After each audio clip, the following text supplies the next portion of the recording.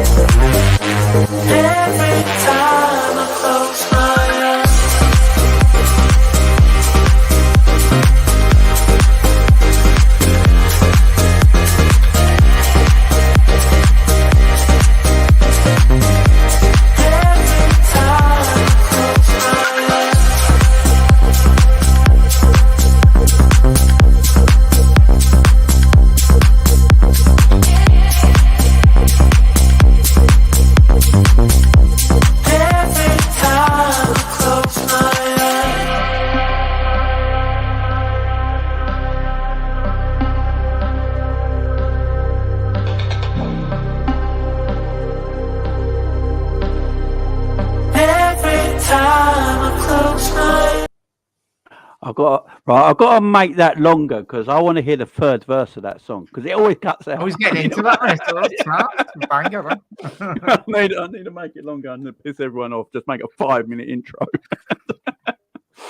Oh, God. Big up to everyone. Thank you very much for joining us. Yeah, again, as you can see, we got Jack in the house today. Big up, Jack. Big up, mate. Thank you for having me, guys. And making his debut, we have got Tom Little in the house as well. Big up, Tom. Thanks for having me on, mate. Looking forward to it. No worries, my man. No worries. Big up to everyone in chat. Hope you're all good. Hope everyone's doing well. Thanks for joining me yet again. And we're going to talk everything Liverpool, Brighton. Try and predict the lineup. I mean, with Darwin out at the moment, I don't know. You know, Pep Lijnders, he'll be out injured next week, hopefully. Then he won't be around the team. We might win games. But it's just it's hard to predict this team at the moment. But yeah, obviously earlier on today we were talking about all things Liverpool in the 12 o'clock show. Thanks for everyone joining me then. And yeah, we're talking everything about transfers and players in and players out and who could come into this Liverpool team. And what I just want to start with what I was talking about at 12:30 for Jack and Tom and get their point of view of it as well. So we were talking earlier on about obviously the midfield area needs sorting, yeah. I mean, Stevie Wonder can see Liverpool's midfield's a shithole and it needs sorting, right? What we do as a club, like we know this as well, but we buy 3 forwards in 12 months instead, right? that's the way it's got to be done. Then we're linked with other forwards as this, today, like we're at the Andreas geezer. Is it the young Norwegian or Danish? Yeah, we're linked with him, who's another winger.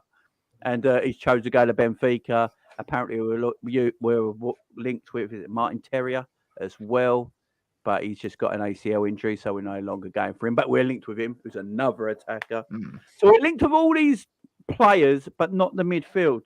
And when you listen to Jurgen Klopp, Tom, I'll get your opinion on this first. It's always the right player. I never hear him say this about defence, goalkeeper, or forwards.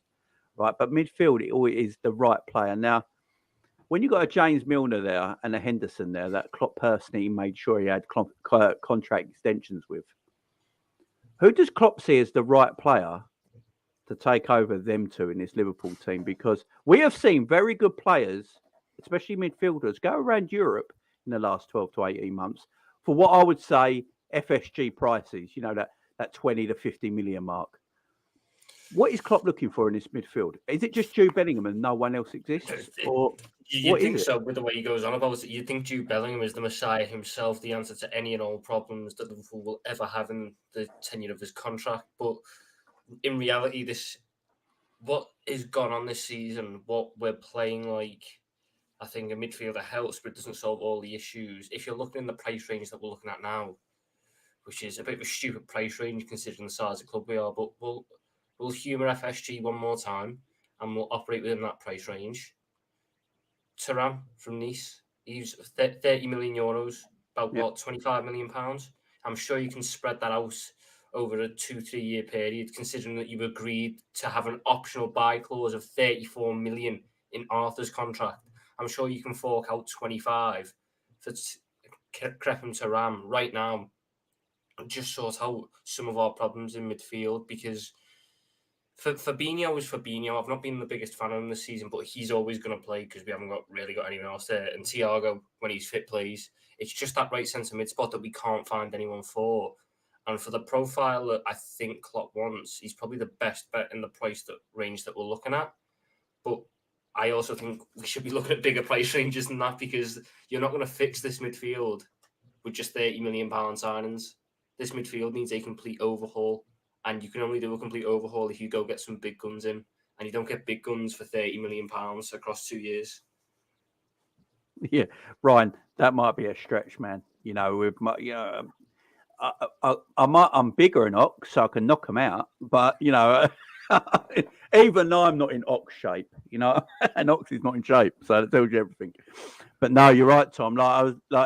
So there is a few players Liverpool are being heavily linked with. I was listening to Red Men TV earlier, and they had the Neil Jones on, the great Neil Jones, a fan of the channel, by the way. Big up Neil Jones. And they were talking about this guy here, Cooper Miners. And I know I've spoken about people about this before on the channel, and I know what a lot of the chat feel about him. But he's actually quite a decent goal-scoring midfielder. Have you seen his stats? He scored a banger this week, didn't he? I haven't seen that. He's got 5 goals already this season. He scored, I think, 7 last season and 14 the season before that. He plays in an Atalanta team that are quite expansive, quite, they press high, they push forward quite well.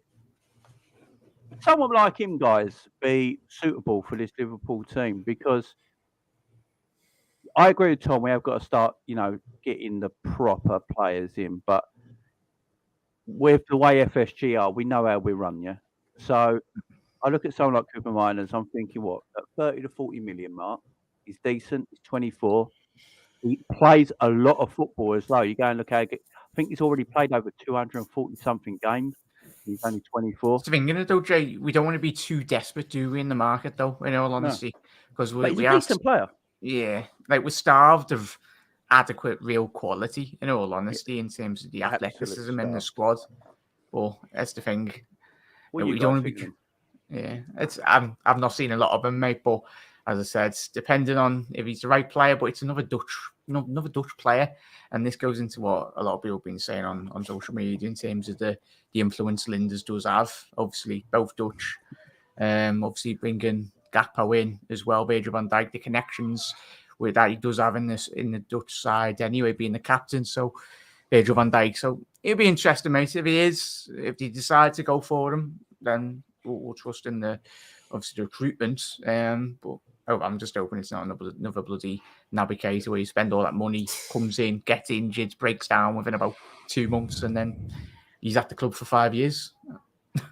Yeah, I mean, I think, Tom, you seen him play much or anything? From the parts I've seen of him, which albeit isn't much, I don't know what side of our midfield he fits in. If I'm going by what our midfield needs right now and what we've used for the past couple of years, it just looks to me like we're trying to buy the next Thiago and the next Thiago and the next Thiago. We keep trying to go into that mould, and with the players that we've got elsewhere, obviously you'd love a midfield that's all pass, retain possession and all this, but with the players we've got at right back and left back, it doesn't really make sense to have 3 midfielders who are ball dominant, because then you're just going to waste the strengths of Alexander-Arnold and Robertson. So I think what you need to almost revert back to type a little bit with midfield. Go, hold your hands up. This experiment, this evolution has not worked. Our team simply does not work as well when we try and have 4 to 5 possession dominant plays around the middle of the park, because we just end up keeping it there for too long. And where in years gone by, it was quick, speedy counter-attacks that used to break teams down.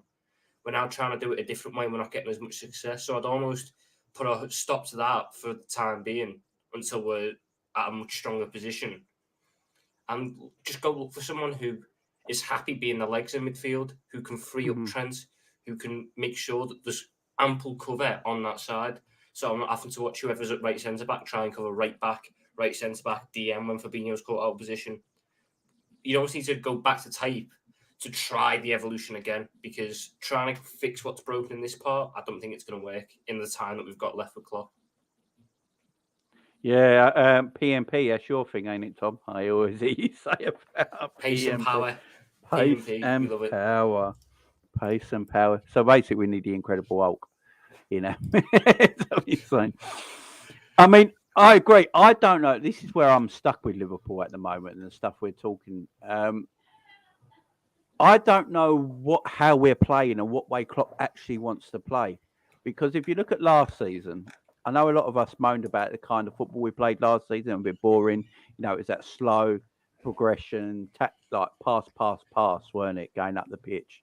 And we've seemed to have gone away from that this season, gone back to a way of playing we did a few years ago where it's very high press. You know, the defence are very, very high up. You know, our line weren't as high as this last season. It's so high up now. And then when you're playing that way, the problem is your front line and your midfield, if you're playing that high, they have to press. Otherwise, what happens is what we're seeing. Teams then sit back, know nothing's going to happen. 25 minutes in, they press on our midfield. We don't win second balls back anymore. And we can see goals. I am confused how we play. Now, if you look at Dortmund's, like this is an old, where is it? I might have got rid of it now. Let me just get up. But there's an old Dortmund team picture I had. Here we go. Of Champions League final, was it? Yeah, it's Klopp's Dortmund midfield. I think this is back in 2013, 2014. So this is Dortmund. This is Klopp's Dortmund midfield. Gundogan, Bednar, Royce, and Goetze. Right, techie midfield, can get the ball on the floor, can play nice, can play good passing, can find the through ball if needed, can play the balls on the angles to the wide men, and also can win balls back and defend well. So I don't know what he likes to play right now, because it looks like for me Klopp fell into something that he's just stuck with for years at Liverpool. Because he didn't have the fullback when we had Moreno and Klein. We didn't play like the way we. I know it's sad times. We didn't. I'll give Klein a bit of. Klein was all right, but Moreno was dog shit. But when you got them fullbacks, we didn't play the way we did as soon as Trent and Robbo came into the team. I think when Trent landed on his door, I think it was like Klein was out injured. We had no real backup fullback. Trent was killing it in the youth, brought him through. And I think Klopp saw something in him that was like, right, he's not the best defensively, but my God, look what he does on the ball. No, look what he does on the ball. We have to get him on positions of the pitch that he can show the world what he can do. And then with Robbo, it took Robbo a few months. If you know the Robbo story, Robbo apparently was knocking on Jurgen Klopp's door a lot of the time, asking when I'm going to play, why am I being brought here if you're not going to play me? And Klopp told him he has to learn how to defend. Right, bit of a piss take when you're a left back. Being told you have to learn. I think it's even worse when you realise he was behind Alberto Moreno in the pecking order. You can't defend as well as that man. Exactly. So then he obviously came in, and then Robbo is just full of energy, and he can do what Trent does as well going forward. But he's full of energy, and Robbo's defending is really underrated. Right, he's a very, very, very good defender. Right. And you got that. And I think Klopp just fell into something with the midfield he had as well, because he had Gini, Hendo. I mean, do you know what I'd do to have the Brexit midfield right now? In the prime. Do you know what I mean? Do you know what? So what I'd do to have Gini went out, or Gini and Fabinho, or is it Gini, Henderson, and Milner in that midfield right now? Would probably actually do better. But he fell into something, and then he got Salah and Mane through the door, or Mane first, then Salah, and he just had a way of playing. And he realised that these fullbacks are they're special going forward, and I need to use them to their best abilities. And to do that, I need a midfield where the midfield's not creative, because if I have a creative midfield, I'm going to take away from these fullbacks. and they're bringing me so much into this game. So I need a midfield that is basically the engine. They're good on the ball. They've got good ball retention. They snap into tackles. They can run and they can press for 90 minutes. If I get that and I get quick wingers and I've got Bobby in the middle, I've got something going. And we kept it. And it sort of fell into it. And I think we kept it for all this time. And now what you see happening is Hendo's got no legs no more. Fabinho, I feel sorry for. He's been run into the ground for like 5 Yeah, and I think Fabinho is now doing a job where he's got Elliot on one side of him and Thiago on the other side of him. Thiago doesn't press, right? This is another thing I get pissed off with, guys. What did they look at Thiago for at Barcelona and go, that's a pressing machine for our midfield, right? What? I mean, because I've said it for a while, Thiago don't fit our system, right? It's just because he's so good, he makes it work, right? Thiago makes it work because he's so good as a player, right?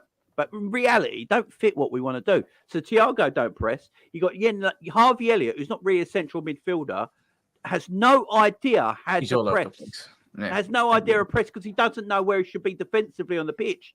He looks lost, the poor sod, right? And then you're asking Fabinho, who's 48 years of age in Klopp years, right? And you're asking him to defend all 3 positions in the midfield when he's got no mobility. So he's been run out of dry. So again, Tom, I ask, what system does Klopp actually want to use? Lord knows. I mean, I'm incredibly disillusioned with the man at the minute in terms of how he thinks about how this team should be playing, because this switch back to a 4-3-3 post-World Cup ranks as one of the most stupid decisions I've seen that man make. And I've seen certain substitutions that can rank that highly on the stupid factor, but you'd finally we've not been great all season. We've lacked the players to play the system that Klopp wants, I think. The best way I can describe it, we won the title, and then Jurgen Klopp went, right, they're going to figure us out now, so let's try and evolve. And then we had the injury crisis, so he postponed the evolution for another year. And then he thought that Sadio Mane was going to go, but then he had one more year of him, which he didn't expect, so he went, right, let's just run it back one last time, final dance sort of thing. So now we've done 3 years without an evolution when we were 3 years behind schedule of it. So he's went panic. And he's tried to evolve the right back, the left back, the right centre mid, the left centre mid, the right winger and the left winger, all in one pre-season. I'm surprised, and the striker as well. Let's not forget that we've got a completely different type of striker now. And the teams just went, nah, we can't understand all of that straight away, mate. So we've just looked so broken in that 4-3-3. Once he went to a diamond or a 4-4-2, I prefer the diamond, but I can see 4-4-2 as well. You saw we weren't trying to do anything fancy. It was basic football stuff. It was compact the midfield, close off the lanes, let your attacking fullbacks attack because they'll have cover, and then get your 2 best goal scorers near the box. There wasn't any sort of revolutionary groundbreaking setup where you've got the strikers pressing this. It was just basic football stuff, and it's what we needed. And now you've tried to went back to it, to this 4-3-3. You're sitting there going, the same issues are arising. You're exposing our weaknesses this season and limiting our strengths. You need to go back to the diamond, which plays to the few strengths we've got this season and limits multiple weaknesses that we've got this season, and just see it out. And then maybe if you're still dead set on this evolution, you can try it next season. But this season, you need to stop trying to plug square pegs in round holes because you don't have the players. I do not want to see Oxlade-Chamberlain left wing anymore. I saw 3 games of it and I've had enough. And the rumours that him and Naby could be getting new contracts, please no. Please no. If our standards for new contracts are 3 below average games with a header goal, Jesus Christ, get Emil Heskey back. He was always Get Emil Heskey back. Long live Emil. Love Emil. Jack, your response to that? No, Tom's absolutely hit the nail on the head, mate, in all honesty. Obviously, goes to the point of what Thiago. For me, I felt off the post-match reaction show. I don't even watch the Jay, but it was... I said on my post-match, I'll die on this hill. I think Thiago, we all know, is very much a complementary midfielder, and Tom alluded to it, having midfielders, and we've come away from what made us so good in terms of the athleticism in midfield. They all work together, you know exactly where covered strength spaces and Robbo's, as we alluded to, the full-back areas. But it's even when we do bring in the 1, 2, 3, 4 midfielders that we need, it's still going to take a process. It'd be great if they hit the ground running, but if you're looking at like 2 or 3 senior players to come straight into this midfield, it's going to be still a transition, in all honesty. We'll look at another 6-month period to 8-month periods where Liverpool are integrating, as Tom alluded to, Darwin Nunez, Gakpo's just come in as well. So, and even any potential other new players. And it goes to a point of Carvalho as well. I think the only reason we signed Carvalho was because of the value of him. I think long term, potentially Liverpool will look to sell him in terms of it's a typical FSG sign, buy young prospects, good potential. If Liverpool play the 4-2-3-1 system, then fair enough, but that's predominantly his number 10, as we knew that season where he played behind Mitrovic. We tried Carvalho down the left, doesn't work, and I think they've very much, Carvalho and Jurgen Klopp have very much had a spat by all accounts. You look at him in terms of his team selection, you got a lot of the youngsters getting ahead of Carvalho now, so yeah, I'm hoping we do bring in the right players at the right time, but it's not gonna cost a lot. But I think Thiago, very much for me, slows the game down far too much, in all honesty. Yeah, look, Thiago's a weird one. I've been gunned down for this point. I just look at the way we play. The way we play is actually quite a simple tactic, yeah, like Tom just said. But what it is, we played it in such a special way. We was almost unstoppable at doing it. Everyone knows how Liverpool play, but there was a period in time where you just couldn't stop us. It's a bit like Man City in the last few years. We all know how Man City and Pep Guardiola plays, right? We all got an idea of what they're going to do before they kick off. But it's are you able to stop them? That's the issue. Liverpool back then, under Klopp, under that time, we were very, very difficult to stop, right? And I look at it now, we are the same team that is easy to read. Carlo Ancelotti said it himself in the Champions League final. Yeah, we know exactly. Liverpool go to play. We just go to sit back, and bide our time. And like everyone knows, and it's just like the thing that everyone knows is, and Klopp must know, everyone knows, we got to change it round. Now, I'm not one of these guys who want Jurgen out. I just want Jurgen to do better, right? And when I look at it, is that in October, Klopp had to change things up because we didn't have players yet. And I've been asking Klopp to do this now. Sometimes, as a coach, you don't want to do it because all coaches have got their way of playing, yeah? Every coach has got their way of playing, and they don't really want to go away from their way of playing because it's cemented in what they do. But Klopp had no choice but go away from that in October. And he had to change systems. He changed tactics, systems, all these weird things, yeah? Playing 4-2-3-1s, we're playing 4-2-4s, 4-4-2s. We interchanged in a game. I think, you look at the Arsenal game. That first half, we should have been 2-0 up in that first half against Arsenal. But in a great performance. You look at it now, Arsenal scored 2 dodgy goals. But, but we played well in that game, and everyone thought we were going to get obliterated. The Man City game at Anfield. This one does my head in, guys, right? Yeah. So you've played Man City twice this season, one at Anfield, yeah, where you go, right, we're going to go compact against Manchester City, yeah? We're not in good form. Everyone's expecting us to get a massive beating. I mean, I did shows, and Jack did shows, Tom probably almost Sam doing shows and that, and everyone thought, right, Liverpool going to get buried 5-0 by City this game. Ireland's going to get 4, he's going to feed, it's going to be... And Liverpool went, you know what? We're going to go so compact, we're going to drop deeper, we're going to squeeze the pitch, and we're going to play counter-attacking football and just cheat and leave Jota and Salah up top and not let them come back and just cheat and push the ball out. And it worked. And it's like, brilliant, that worked. 1-1-0, could actually 1-2 or 3 because Darwin went 1-on-1, but we won't talk about it. And then you go to the Etihad, 22nd of December, just before Christmas, and Klopp goes, right, it worked at Anfield the way we played, but this time we're away from home. So what I'm going to do, I've got less players this time because of the World Cup. So I'm going to go toe-to-toe with them, play the most highest line you've ever seen, play really expansive and wide, and go toe-to-toe with them. Now, it almost worked. It was a great game of football, no doubt about it. I do love the fact that Klopp is one of the only managers in the world who does have the bottle to go at Pep that way. But when you see... That, Tom, is part of me thinking right now, I don't know where Klopp's mind's at. Because you've got two games in particular. You He's played stubborn, isn't he? He's stubborn. so well against City at home, changing the way you wanted to play after the performances we had. Everyone was scared. Foden didn't get a kick. Haaland didn't get a kick. You know, you play so well. And then the opposite way round, you abandon everything, go back to the way you usually play, and you lose. And you're out of the cup.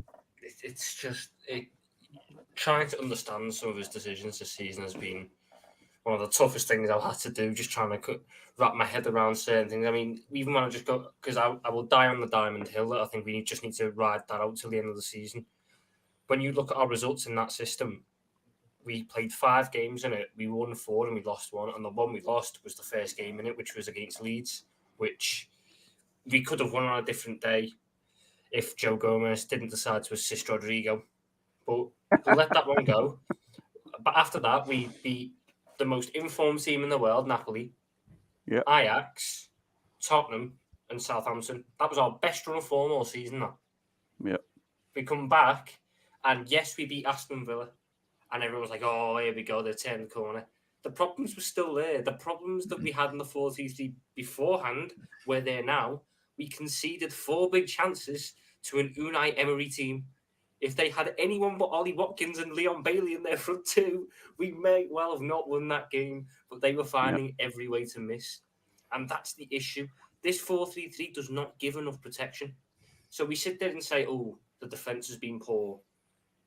I just think it's a complete tactical issue because you've got a type of striker who wants to run in behind, but then you don't give him enough support from bodies behind him.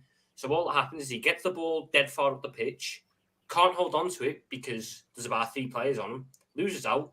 Our midfield is so slow at getting up because they're not built for that. In what world are you going to have Thiago doing a box-to-box role at 31 when he weren't doing it at 26? R1. So he's trying to get up the pitch. Teams go, right, okay, this isn't like Wijnaldum pressing us. This isn't like a Prime Henderson pressing us. You know, we've got time to pick our option here. They just play it over the top of our midfield, and all of a sudden it's 3-on-4, 3-on-3 against our defence. About 12 times a match. So they might stop it 8 times, but they're going to get through eventually. Whereas in previous years, they wouldn't. If they ever had 8 chances to run at our defence, you were seriously considering what had went wrong that game. Now, if they've got 8 chances, we're sitting there going, that was an all right defensive performance, that one. The midfield turned up today. It's really concerning. And this is why I'm saying you need a midfielder. No beating around the bush. But one midfielder doesn't solve these issues. One midfielder just does not do enough. You have to go out and fix it. You got yourself into this mess by not spending. You've got to spend to get yourself out of it. Yeah, exactly. And look, you look at the midfield situation. And I've been saying this for a while with Jude Bellingham. So Klopp obviously sees Jude Bellingham as the player, the right one, yeah, right? But my worry is, this is where I don't get everything about this football club right now. So Jurgen Klopp knows how FSG are run, right? He probably knows better the inside workings of FSG at this football club than probably anyone else on the planet, right? He works day in, day out with these guys for years now. Since he's been at this club. They're the only owners he's had. They work in sync. You know, Mike Gordon was his go-between. They were apparently very good friends on and off the pit, behind the scenes and everything, yeah? So he knows how this club's run. So if Jurgen Klopp knows how this club runs and he's looking at what we need, if he thinks Jude Bellingham is the answer, it's mad because at the end of the day, he knows we're going to buy Jude Bellingham, but because of the price Jude Bellingham's going to cost, we're not going to buy 2 other midfielders to go alongside him in the same summer that we need desperately. So you're getting a Bellingham and you're letting go of Ox, Milner, Bobby, and Keita. They all leave your football club in the summer and you only bring Ox in. Are we actually worse off than we are now because you've got less players and you've only brought 1 in, or you just stood still? It looks good because you brought Bellingham in, but in theory... Whole Europe's going to know that we've got cash. Well, they have done for the last couple of years. It's like, oh, we want your midfielder. Sounds 80 million for a 30 million pound midfielder. It's going to be so difficult. Or do you just go, fuck Jude off the head, right? I like Jude. I'd love him at the club. But we got to look at it seriously and say, right, we need at least 3 to 4 midfielders. Do you just go, right, let's just get 3 midfielders that cost 1 Jude Bellingham and it improves our team more?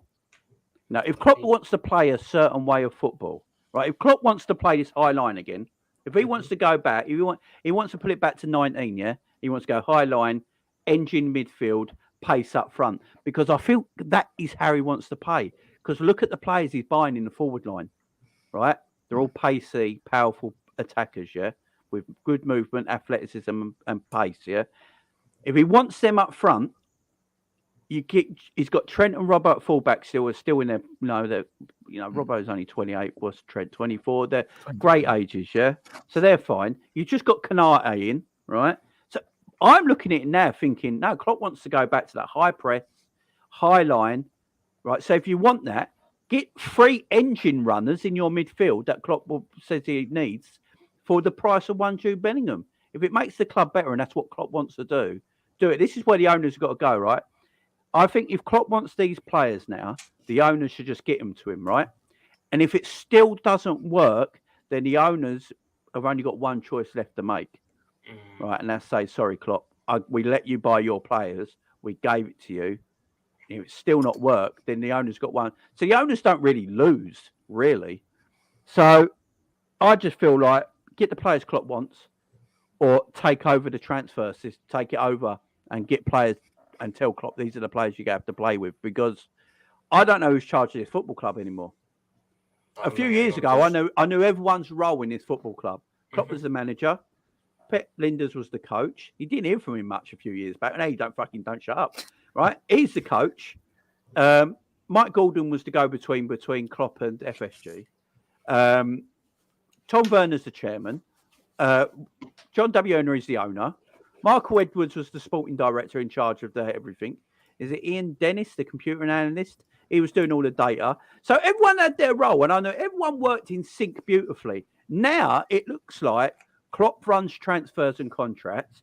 Pep Guardiola, I wish. Pep Linders is now the first team manager, right? / assistant manager. He's doing both roles.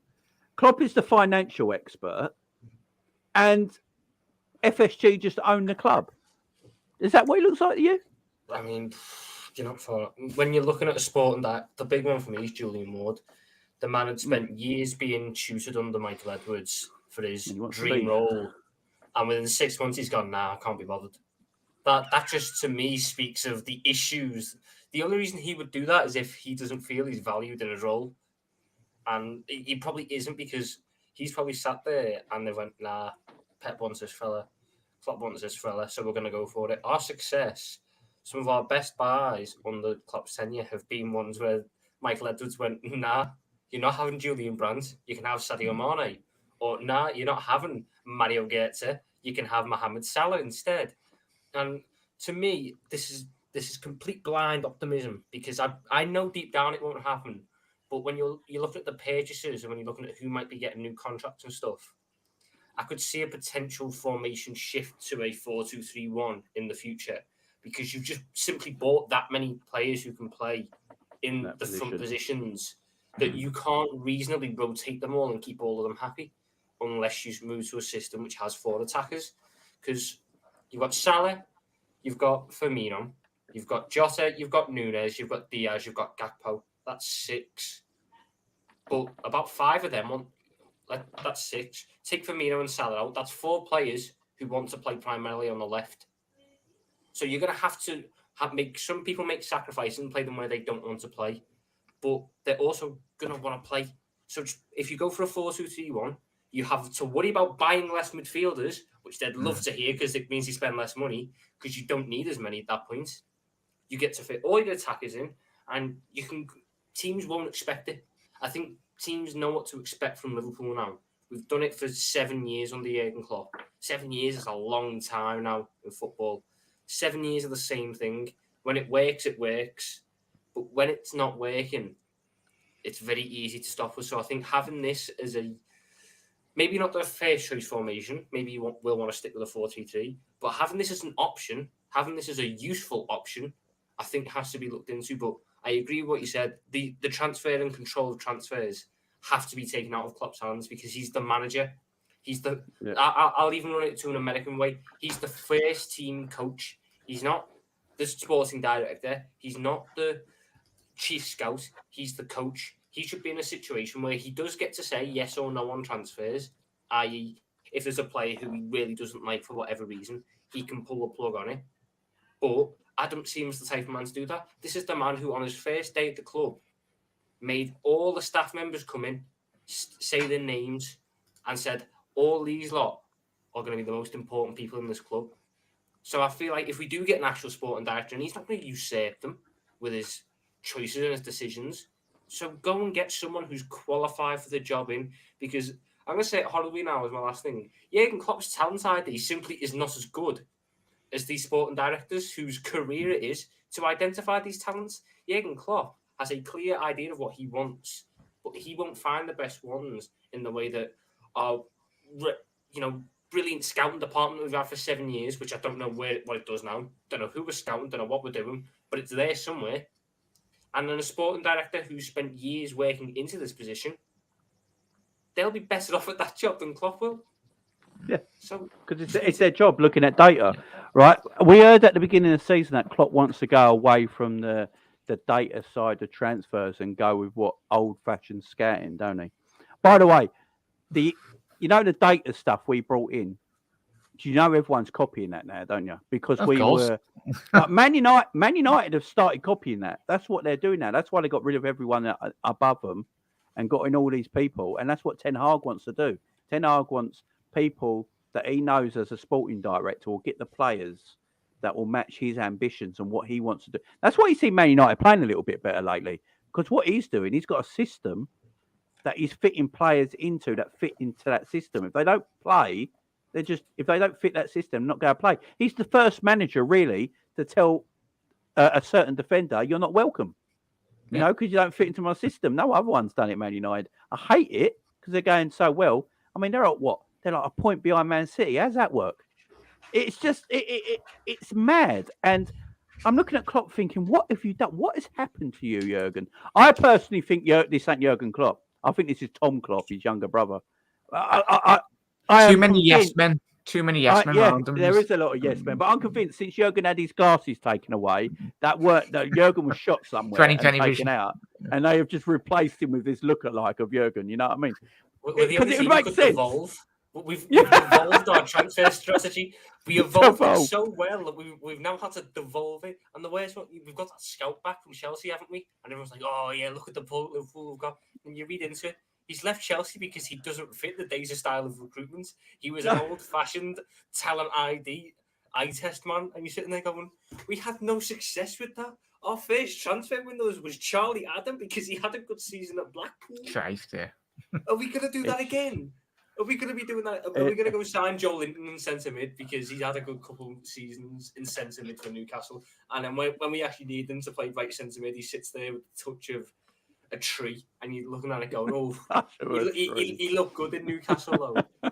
Jesus Christ! A touch of a tree. It's true, though. It's like, and you hear so Klopp wanted to get rid of all that and go back. And apparently, when he signed his new deal, he got because he didn't want more wages. Don't forget, his staff got more wages, but Klopp, there's obviously something Klopp wanted in that contract to sign as well. And by the rumours are, because we don't know if it's clear, because there's no clear talk at this club. Us as fans never know where we stand. But yeah, apparently Klopp got more rights for his picks in transfers. Because as Tom said, Salah and Mane weren't not Klopp's picks. He wanted Goetze and players like that. And the club were like, no, we've been looking at the inside data and analytics of these players, and we think they'll be perfect to the way you want to play at this football club. And it worked. Remember, Klopp wanted Werner. Klopp was massive on Timo Werner, massive on him. Then obviously Chelsea was spending that wage on him. It's like, no, we're all right. And then the analytics team, you know what, Klopp, a young lad at Wolves called Diogo Jota is quite good, And so, all right, let's go and get him paid half the price, half the wages, and he's better than Timo Werner. So sometimes you've got to take that away. The whole point of these people doing these statistics, this data, looking at players constantly, day in, day out for years and years and years, is they get data and scout the players that will fit a manager's system, right? That's their job, right? So they look at players they think will benefit the system of the manager and improve the side. And we've gone away from that. Now, if we want to buy 3 players, we want to buy 3 midfielders. Why don't we go, look, get Caicedo? What is the point of watching him? Why we watch FC? Yeah, he's going to make us mincemeat this weekend. If we're watching him, because this is that right player thing. This is that right player thing. Yeah.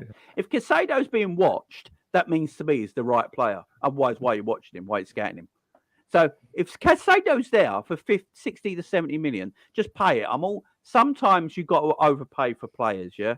Sometimes you just do to get them through the door, and in the end, they're worth it. Right? In the end, they're worth it. Go and get Caicedo. You hear Amrabat now is going to Atletico Madrid, so that's one off the list, right? This Thuram at Nice apparently is available for 30 mil. Thuram at Nice is available for 30 mil, yeah? If he can run, he's better than Fabinho. Get him in, right? It's as simple as that. If he can run, Fabinho can't run, man. Is that like we're asking them to replace these prime versions of Fabinho and Henderson? We're asking them to replace the versions that we've got now? Yeah, I've seen championship players do better. The dead version. That's what we're asking them to do. And as I say, if they want to do if Klopp wants to go back to the way he wants to play, which I say, with all the signings we're making around the team, it looks like that's what Klopp wants to play, that high press, high intensity, fast, quick strikers on the counter attack. And that midfield, go and get them, man. Just go and get them for Klopp. And if then Klopp's wrong, the owners can look at it and go, look, we did it your way. We're going to change it up. Jack, what do you reckon? I'm just going to ask you as a question, boys and chat. Why have Liverpool stopped selling the 10 to 15, 20 million pound players? Like, we done that so well prior. Dom Solankis, the Brewsters. We got Benteke, 20 odds, 25 plus million. Liverpool have stopped selling players now, in all honesty. Like, we allowed Mane to go. We allowed it. You're probably not getting much off it, like 5-10 million. Clubs now, I think, have very much sussed Liverpool out in terms of their strategy, in terms of selling players. So, whether the club, of course, that generates a massive income revenue in terms of potential. So, FSG now, as we all know, are going to have to dig deeper and dig into the purse strings. In reality, there's going to be a report coming out in the next couple of months anyway, in terms of the overall financials of Liverpool, and it's going to be the same thing every single bloody month, lads, as well. Oh, there was this rumour again. Well, not rumour. It's the press always spin it every single month. Oh, Liverpool have got this certain amount of money in the summer window. The 250 million watch. Yeah. We're always told. Yeah. That's been going on for like 5 years, hasn't it, boys? Like, I'm still waiting to see this. We've lost the war chest at some point. Apparently, because I got a message about this on my live the other day, and I told everyone about it, and then it came up on Twitter the last couple of days. And apparently, the way I've read into it, it's not 250 million for one transfer. It's apparently over time or something like that, over like 2 seasons or something. I'm not sure, but I'm not sure about anything anymore. I'm not sure about anything anymore. What I've witnessed so far is between January and January, we bought 3 very good attackers, which everyone could say that's great. Diaz and Darwin Nunez and Gakpo, right? Good ages. Yeah, for a long term, like for like the next for a long term, And I'm thinking, I'm looking at that. So, we're buy to sell, whatever you want to call it, sell to buy. Sometimes we are, sometimes we're not. We do buy players sometimes without selling anyone. But I look at it and think, right, if we bought them 3 attackers, that's a lot of money we spent there. What was Diaz? Close to 50 million. Gakpo, 44 mil in the end. And, if it all works out, Darwin's going to be 100 million euros eventually, if it works out. But 65 mil right now. So it's a lot of money. Could we have just bought 2 of them attackers and 1 midfielder when you look at it now? We could have done so many things differently, but we ended up with really good attackers that are injured. So and then it did. And now it goes. Big up, Ben. Big up. In years gone by, you could tell what the plan for the future was.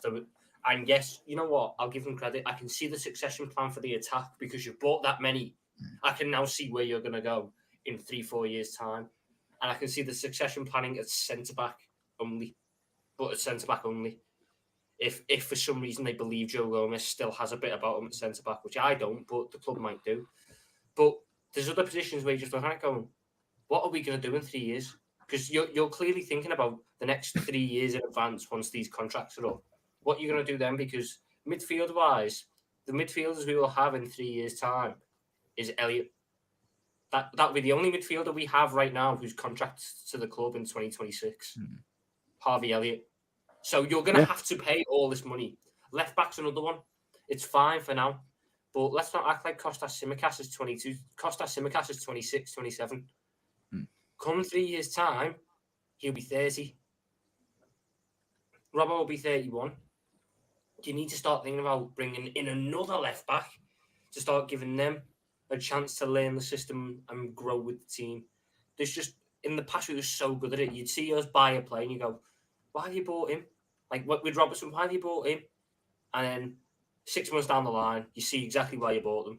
Or Wijnaldum, why have you bought a left mid from Newcastle? We've got Coutinho there, we've got Mane, we've got Sturridge, all them lot, and then he comes in as a boss centre mid. Sitting there going, that's why. Now I'm looking at it going, why have you bought Fabio Carvalho if you refuse to play him in his actual position? This isn't like a 24, 25-year-old who doesn't need to develop. It's just plug and play almost. This is a kid who's 20, won Young Player of the Year in the Championship, which is a decent league and a tough award to win. He won that, getting 18 goals and assists as a number 10. So what do? We chuck him at left wing, trying to make him the next Felipe Coutinho. I like Carvalho. I think there's a player there in Carvalho. And now, with the system that you should be playing, you can go play him in his actual position. But he just refuses to. And he won't. He plays one game, like Curtis Jones. Yeah, they play one game. They're quite good in a game, and then you never see him again. Right, and this is the problem, like you're saying. Fabio Carvalho scored against Manchester City and hasn't seen the pitch since. And then you never saw him again. And like, I don't get it, because I've been talking about Carvalho for a while, and Jack knows. I've been saying, is Carvalho a Jurgen Klopp signing? And if it's not a, like is it Dead Spence at Tottenham? Yeah. Conte basically said they didn't want him, so he never plays him. Yeah.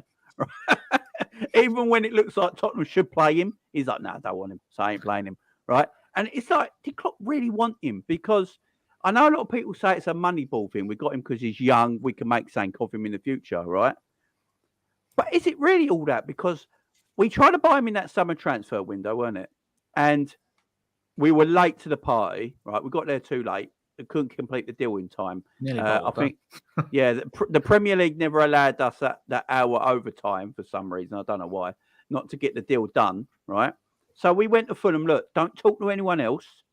Don't talk to anyone. Anyone who comes in, don't listen to him. We want him. He's our player. As far as I'm concerned, he's our player. Don't let him go anywhere. Comes the time in January when we can buy him, like last year, we're like, right, we're going to do the deal. We get the deal done. He comes this summer, right? So he comes in this summer. We don't play a number 10, all right? So where would he play? He can't play left wing. I've said it time and time again. He could play left wing in another team, maybe. But in the Jurgen Klopp side, Jurgen Klopp likes power, pace, and PMP, as Tom would say, in his wide areas. He likes mobility, athleticism, pace, and power in them wide areas. Yeah, that's what Klopp likes. So Coutinho, I wish. Carvalho's never going to play there in a million years. So he has to play the number 10 role. He tried to play him in central midfield against Everton, got absolutely destroyed, and was injured for a while, right? And before the injury, he looked so out of place there. It was unreal, And I'm looking at it now and thinking, why did we buy him? Would it have been actually best, guys, that we bought Carvalho, let him stay at Fulham this season while he's playing Premier League football, watch him closely to see where he plays in this Fulham team in the Premier League, if it's the same as he did in the Championship, or they moved him about a little bit, because look, the Fulham manager and the Fulham board, everyone at Fulham will know how to use Carvalho more than what Jurgen Klopp in Liverpool right now, because they're used to him. That was his player coming through. See what they would have done with him this Premier League season, and then take him a year after that, because then you're looking at a player who's a year older. He's got a year more experience in the Premier League with a good team at Fulham, play good football, and against the big boys in Europe in this league. and you've got a bit more experience about him. But what do? We get him, we play him in a couple of games, he scores in one, and then we never use him again. It's like fair enough, Jay. Like makes no sense. Yeah. Makes no sense. Like fair enough if we were like a Spurs or an Arsenal for the best part of the last 5-6 year period, outside top 6, top 5 for a very long time, and you can mess about with players in terms of we'll throw him into the false 9, which I don't think he will ever be a false 9, but we're challenging, and we have been challenging the elite table for the best part of the last 3-4 years at a consistent standard. You look at what City done with Foden. He wasn't in straight away, but City had the infrastructure in terms of the players, the quality of players around them. Like, it wasn't just thrown in like Harvey Elliott was. Yes, he had an injury, and obviously we'll throw a couple of young players into the squad as well. It's for where Liverpool, and we're all demanding to see Liverpool this season. We're a bloody million miles away from it, mate. And you get with the social media presence, of course, any player that plays for any professional football club in the Premier League, there's going to be pressure. And there's no bigger pressure than Liverpool or Manchester United in the Premier League. But you see every single week these players, especially young players, they're getting absolutely slandered on social media. It's like, it's their faults. And of course, if you come to Liverpool, you need to perform. But we're putting all our hopes on a 19, 20-year-old Harvey Elliott. Christ, he's not done it. We've already spoke about the deficiencies in Liverpool's midfield. He is not the answer. No, he's not. The thing is, though, he's not even a midfielder. That's the thing I find bonkers at the moment, right? Oxlade-Chamberlain is a midfielder. He's playing left wing. Elliott is more of a right-sided, maybe midfielder, right winger. Can probably play the number 10 if he needed to, but I think he's better out wide. You watch Harvey when he plays. He naturally drifts out wide from a central position because it's just natural to him to play out there, right? We're playing him opposite way round. I'd rather just play Harvey left wing and put Ox in midfield. Put more in a natural position to where they want to play, where they're used to. I feel sorry for Harvey Elliott. I don't think he should be playing at the moment. You're putting a young kid in there who ain't been a professional long, who don't really play in midfield. He's not really used to position. And you're asking him to do things he hasn't learnt yet. So you're asking him to press a Jurgen Klopp press. He's 19. He's not learnt that yet. Especially down that right-hand side, Jay. Yeah, exactly. The deficiency. The busiest side of our pitch with Salah and Trent. You're asking him to do so much that he hasn't learnt yet. It just speaks to the tactical, almost naivety that we've seen this season. I mean, as a manager, which I'm not, but I'd sit there and go, I'm not going to put my 3 best attackers on the same side of the pitch because talk about an imbalance, but you've went and put your attacking centre mid on the same side as your attacking fullback and your attacking winger. So then all that happens, and it gets even worse when you realise this is why Salah has had to go stand on the touchline like Mark Albrighton done for years. Harvey Elliott is a left footer, what naturally wants to cut in once he receives the ball. Trent Alexander-Arnold has been told to come inside and invert when we have the ball to get into a more central position. You need width from somewhere on both sides of the pitch. So Mo Salah's sitting there going, I can't stand where I normally stand because Harvey Elliott's in there. I can't drop deeper because Trent's there. So I'm going to have to go stand out wide so the team can actually try and function. And we've made a 3-time Premier League Golden Boot winner go cross the ball in, basically. That's what we're asking him to do. It makes no sense. It makes zero sense. And then when you put him in the diamond, when you put him in the 4-4-2 or the diamond and he's in the middle, you see him scoring goals and getting assists and being involved. He scored a 6-minute hat-trick playing up front, and we've moved him back to the right wing for what reason? It just makes no sense. If I could have seen something in these past couple of games where I'm going, yeah, that's why you've done it. It's a bit rough, but I can see why you've done it.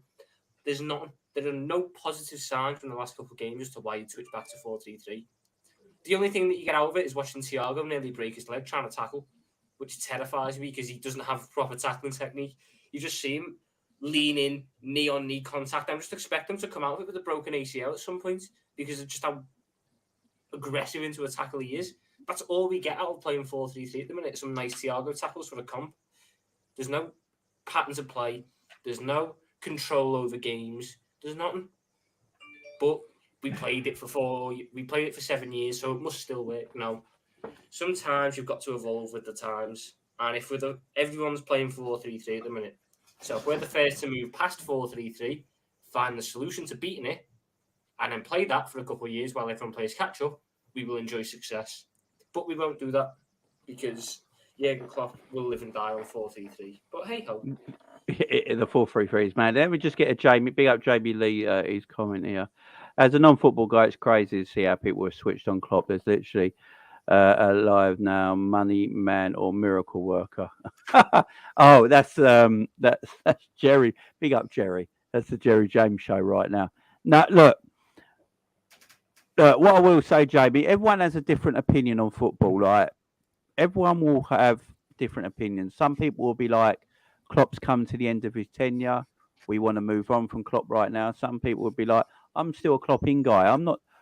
What I want is that Jurgen's not indestructible to criticism. This is, I think, as a fan base, we've got to get used to. We can't sit here as a fan. Yes, Jurgen's, as Liverpool, I'm 41 years old, so I've seen a lot of Liverpool, yeah? So I've gone through all the especially 90s shit, right, and lived through it. I'm just glad YouTube and Twitter weren't around then. And when it, like, because it would have been balmy, yeah? I watched Man United dominate, Blackburn win, Arsenal win, Chelsea win trophies, yeah? Liverpool picking up the odd FA Cup and League Cup here, winning the European Cup in 05, things like that. So I've gone through the crap. Jurgen's given me some of the best times. I speak for Jack and Tom probably as well. Jurgen's gave us some of the best times as a Liverpool fan we have ever witnessed, right? But it doesn't mean when it's going wrong, he can't be to blame at the same time. No, he can be criticised. I won't go over the top of my criticism. I just want him to do better. I think at the moment, him and his coaching staff are poor. I think the coaching, the tactical work, and all that so far this season hasn't been up to scratch. I think he's got better players available to him. I sometimes think that Jurgen makes that he hasn't. I think he's got players available to him right now that can actually do a job if you put them in a certain situation. You know, but when you've got players that, as Tom says, we play 4-3-3, and a 4-3-3 can be interpreted in so many different ways, can't it? It can be interpreted in so many different ways. You can play 4-3-3 with two holding and one just advance of it. You could do it in all different ways. But our 4-3-3 is a flat three in the midfield where they're all sixes and eights, and then you've got three forwards that are all mobile, athletic, and pacey. And the problem is, though, you want Mo now, who's basically, I've been saying this for a while, Mo Salah's basically a number 9, but playing on the right-hand side of a 3. But he can't really, really play through the middle as a 9 on his own. So you have to work out a way of getting him in front of goal. Now, the way we did that, we went to 4-4-2. Went to 4-4-2, and we had Mo and Darwin in front of goal, causing havoc, right? Getting goals, setting each other up, playing 1-2s with each other. Because they were close to each other, they were assisting each other, causing havoc. And then we went away from that. Went back to 4-3-3 with Darwin through the middle, Ox on the left and Mo on the right. And you're wondering why Mo's struggling. Because he's so out wide at the moment. Because the problem is, if you're playing Darwin through the middle, Darwin wants that area of the pitch that Mo wants to drag himself into. Because Darwin doesn't come back. Now, the way it works, and this is why we're in 2023, I'm going to speak about this player right now. Before we went to the World Cup, a certain Brazilian was our number 9. And we were playing well. And the link was good. Big up, man. We had Darwin on the left. And Darwin off to the left when Bobby plays looks fantastic. Mo on the right. How many opportunities and goals was Mo getting more because Bobby was through the middle? And the reason is Bobby drops back. Bobby comes to the link play between midfield and attack. He comes deep. Because he comes deep, you automatically take defenders with you. Because you take defenders with you, you've got people like Mo and Darwin get more space, more opportunities. And it's mad that in 2023, Bobby Firmino is still the system. It's crazy when you think that last year on the run for a quad, he was 5th choice attacker, and everyone was going, maybe it's time to let him go. And now we're sitting there going, when's he back? We need him back.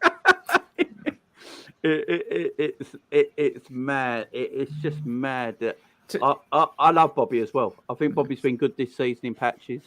But when he plays, I just see a difference. Now, I think Darwin will be eventually that number 9 we want, yeah? Right? He will play there eventually, and he'll get better and better and better at it. But I've been saying it for a while. When you're in the period we're in right now, Darwin is just better off the left-hand side, right? And then I've been watching him lately when he plays through the middle. He looks lost, yeah, because no one's finding him properly. And when he comes on the left-hand side, he comes alive. He has more time. He has more freedom in that area of the pitch to do what he wants.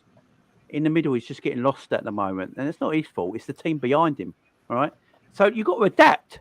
We've got to change things up. How you doing, Ince? I am good, man. I've just been listening to you guys chop it up still. Little man had football, so that's why I'm not long got in. So how do you do? Good, man. It's always good. Stand there and just shout abuse to everyone else. But that's why Dad's doing it. No, I'm playing. No, good session. I'm listening to you guys chop it up. Yeah, man. Obviously, I don't know if you guys have spoke about the Darwin. Obviously, looks like he's injured. Who knows if he is or isn't? So we might get the thing where. Okay, cool. But yeah, I don't know, man. I've done a few shows myself, and Klopp is doing some crazy stuff. The players are doing some crazy stuff. I don't know where to start, man. I don't know who to blame at the moment. I've blamed Klopp because I think it's his team, his tactics. Some people blame the owner. Some people are now blaming Pep Linders, bro. I'm like, okay. Saying that he's the one taking over the team and he's the one that's doing certain things and it's his team. I honestly don't know where to start, man. But my boy Pep.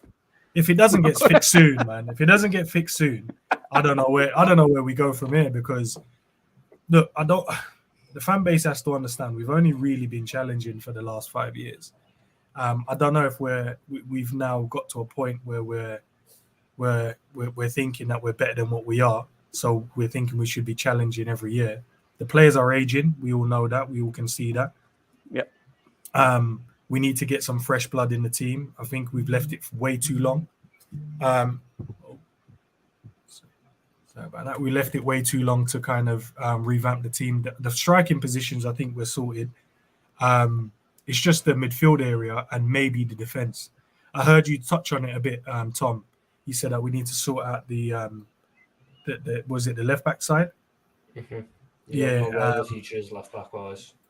I looked at the players that we've got on loan and I was like, does any of them come back into the team and play left back? Doubt it. You got Owen Beck, which can play there. He's on loan at the moment. Can he come back in and be deputized at any point to play there? Not yet. No.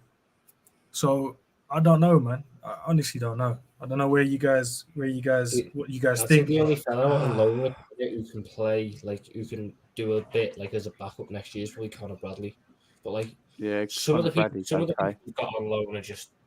I forgot we had Seth Van den Berg. You know, I only just remembered the other day because I saw a picture of him. Have you seen how ridiculous? Have you seen how ridiculously quick he is? He's lightning quick. Like, you forget about. I swear he was like, we brought him in as this young centre back, and all he's done is play fullback out on every single loan spell. So we've got another fullback. We're a defender away. We're a defender away from calling Seth Van den Berg back. So that's not. No. I looked at the players we got on loan, guys, right? And I was saying, are we loaning these players out to like teams that's not really going to improve them? I think only Sepp is at Schalke, so which is good. Owen Beck is at Bolton. You got Getzel at Tranmere. You got Max Waltman. He's at Doncaster. You got Reece Williams at Blackpool. Tom Clayton at Swindon Town. Shit loans. Shit loans. Why are they at Blackpool? Adam Lewis at Newport County. Connor Bradley's at Bolton. Like fucking crap loans. Why do they go to shit clubs? Why are they going? You don't even get a game either, half of them. Leighton Clarkson's at Aberdeen. Didn't Peter Luger go to Macclesfield? I mean, what's he learning at Macclesfield? Peter Luger doesn't even live in Peter Luger stays down in Liverpool for 6 days a week. And he rocks up at Saturday 3 o'clock to go play for Macclesfield. That's it. What is the point in that one? It's just look. Some of these loans that enters just shouting out. It's like Why are we loaning these players to these clubs? What are they learning at them clubs with their facilities? No disrespect to Newport County and shit like that, or a bit of disrespect, I don't know. But but what are they learning over there with their training and what they got available to them and all that? You know, when that surely some of these players, it'd actually probably be better for them training with the first team every single day of the week than going on loan to these clubs. It makes no sense. It makes no sense. Why do we not loan out to Europe? Even to the champion, like in terms of the top championship teams as well. I mean, Premier League teams. Was it Billy the Kid we loaned out to Austria, weren't it? He's back now, isn't he? He's back. Scored from his own half, yo. He scored from his own half. Can you remember Alan? Remember Alan? Alan, yeah. He couldn't even get a bloody work permit. He couldn't get a work permit, could he? Like Taiwo, we signed him as a youngster. Can I ask a question? If obviously we're a club that we don't really go out and buy players, expensive players, we kind of buy within our own means.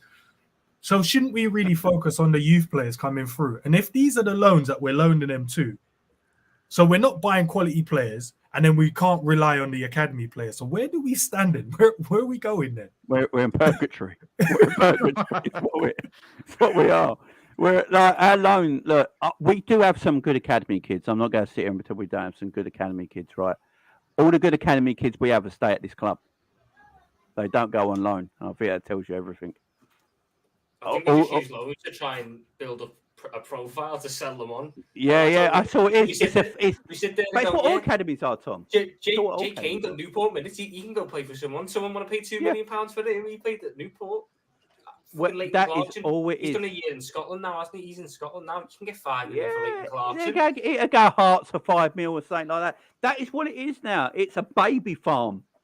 That is basically what youth football is. Rangers took Davis off us, didn't he? So yeah, it's a baby. Like 26, it's a baby farm. You get what your youth team does. You hopefully get one or two exceptional players out of your youth team that make the first team. You go around the most of the Premier League teams, and look how many youth players have actually come through and really kicked off in everyone's thing. Man United recently, Rashford probably the only one, and I got that Nacho coming through now, but. Apart from me, it's probably just Rashford, ain't it? Who's kicked on to be anything good. You look at City, it's probably just Foden at the moment. I know they've got Palmer coming through and players like that, and that Lewis coming through. But, you know. Thing with City, though, I don't know how you feel. They could have bought that 10 years ago. Yeah. I mean, they bought all the best youth from down south as well. Yeah, they just bought they have the facilities. And you look at Liverpool, they got Trent in the last few years, who's gone on, obviously, beat Trent's quality, obviously.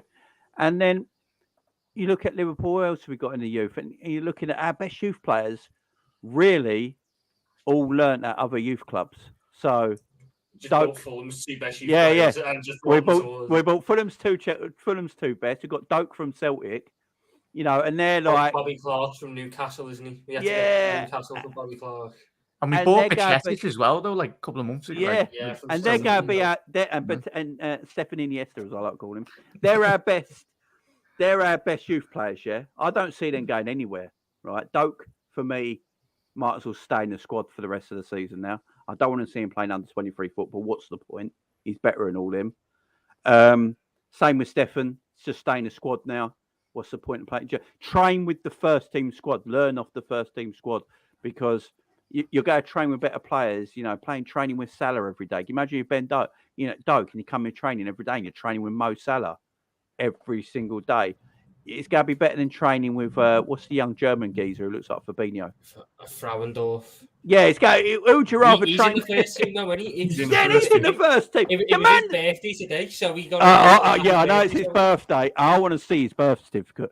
That kid is not 19. He's got some. Our academy is a state. You know, he's got some bad skin, man. Clocked that, our under 23s don't play the same system as our first team. No, at all. And they play a back three either. Yeah, they play back three. So what? No.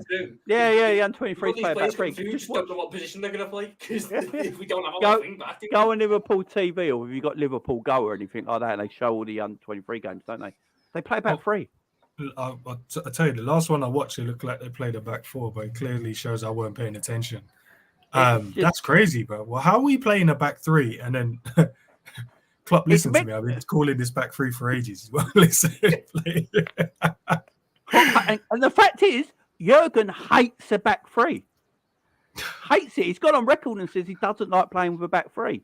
But then a youth team play with a back three. The whole point of it is that the under-19s, under-18s, whatever it is, under-23s, and the first team are all meant to play with the same sort of like formations and team strategy. We're paying 350k a week for Melo to play in the under-23, so that's so we don't have a philosophy then, is that what we're saying?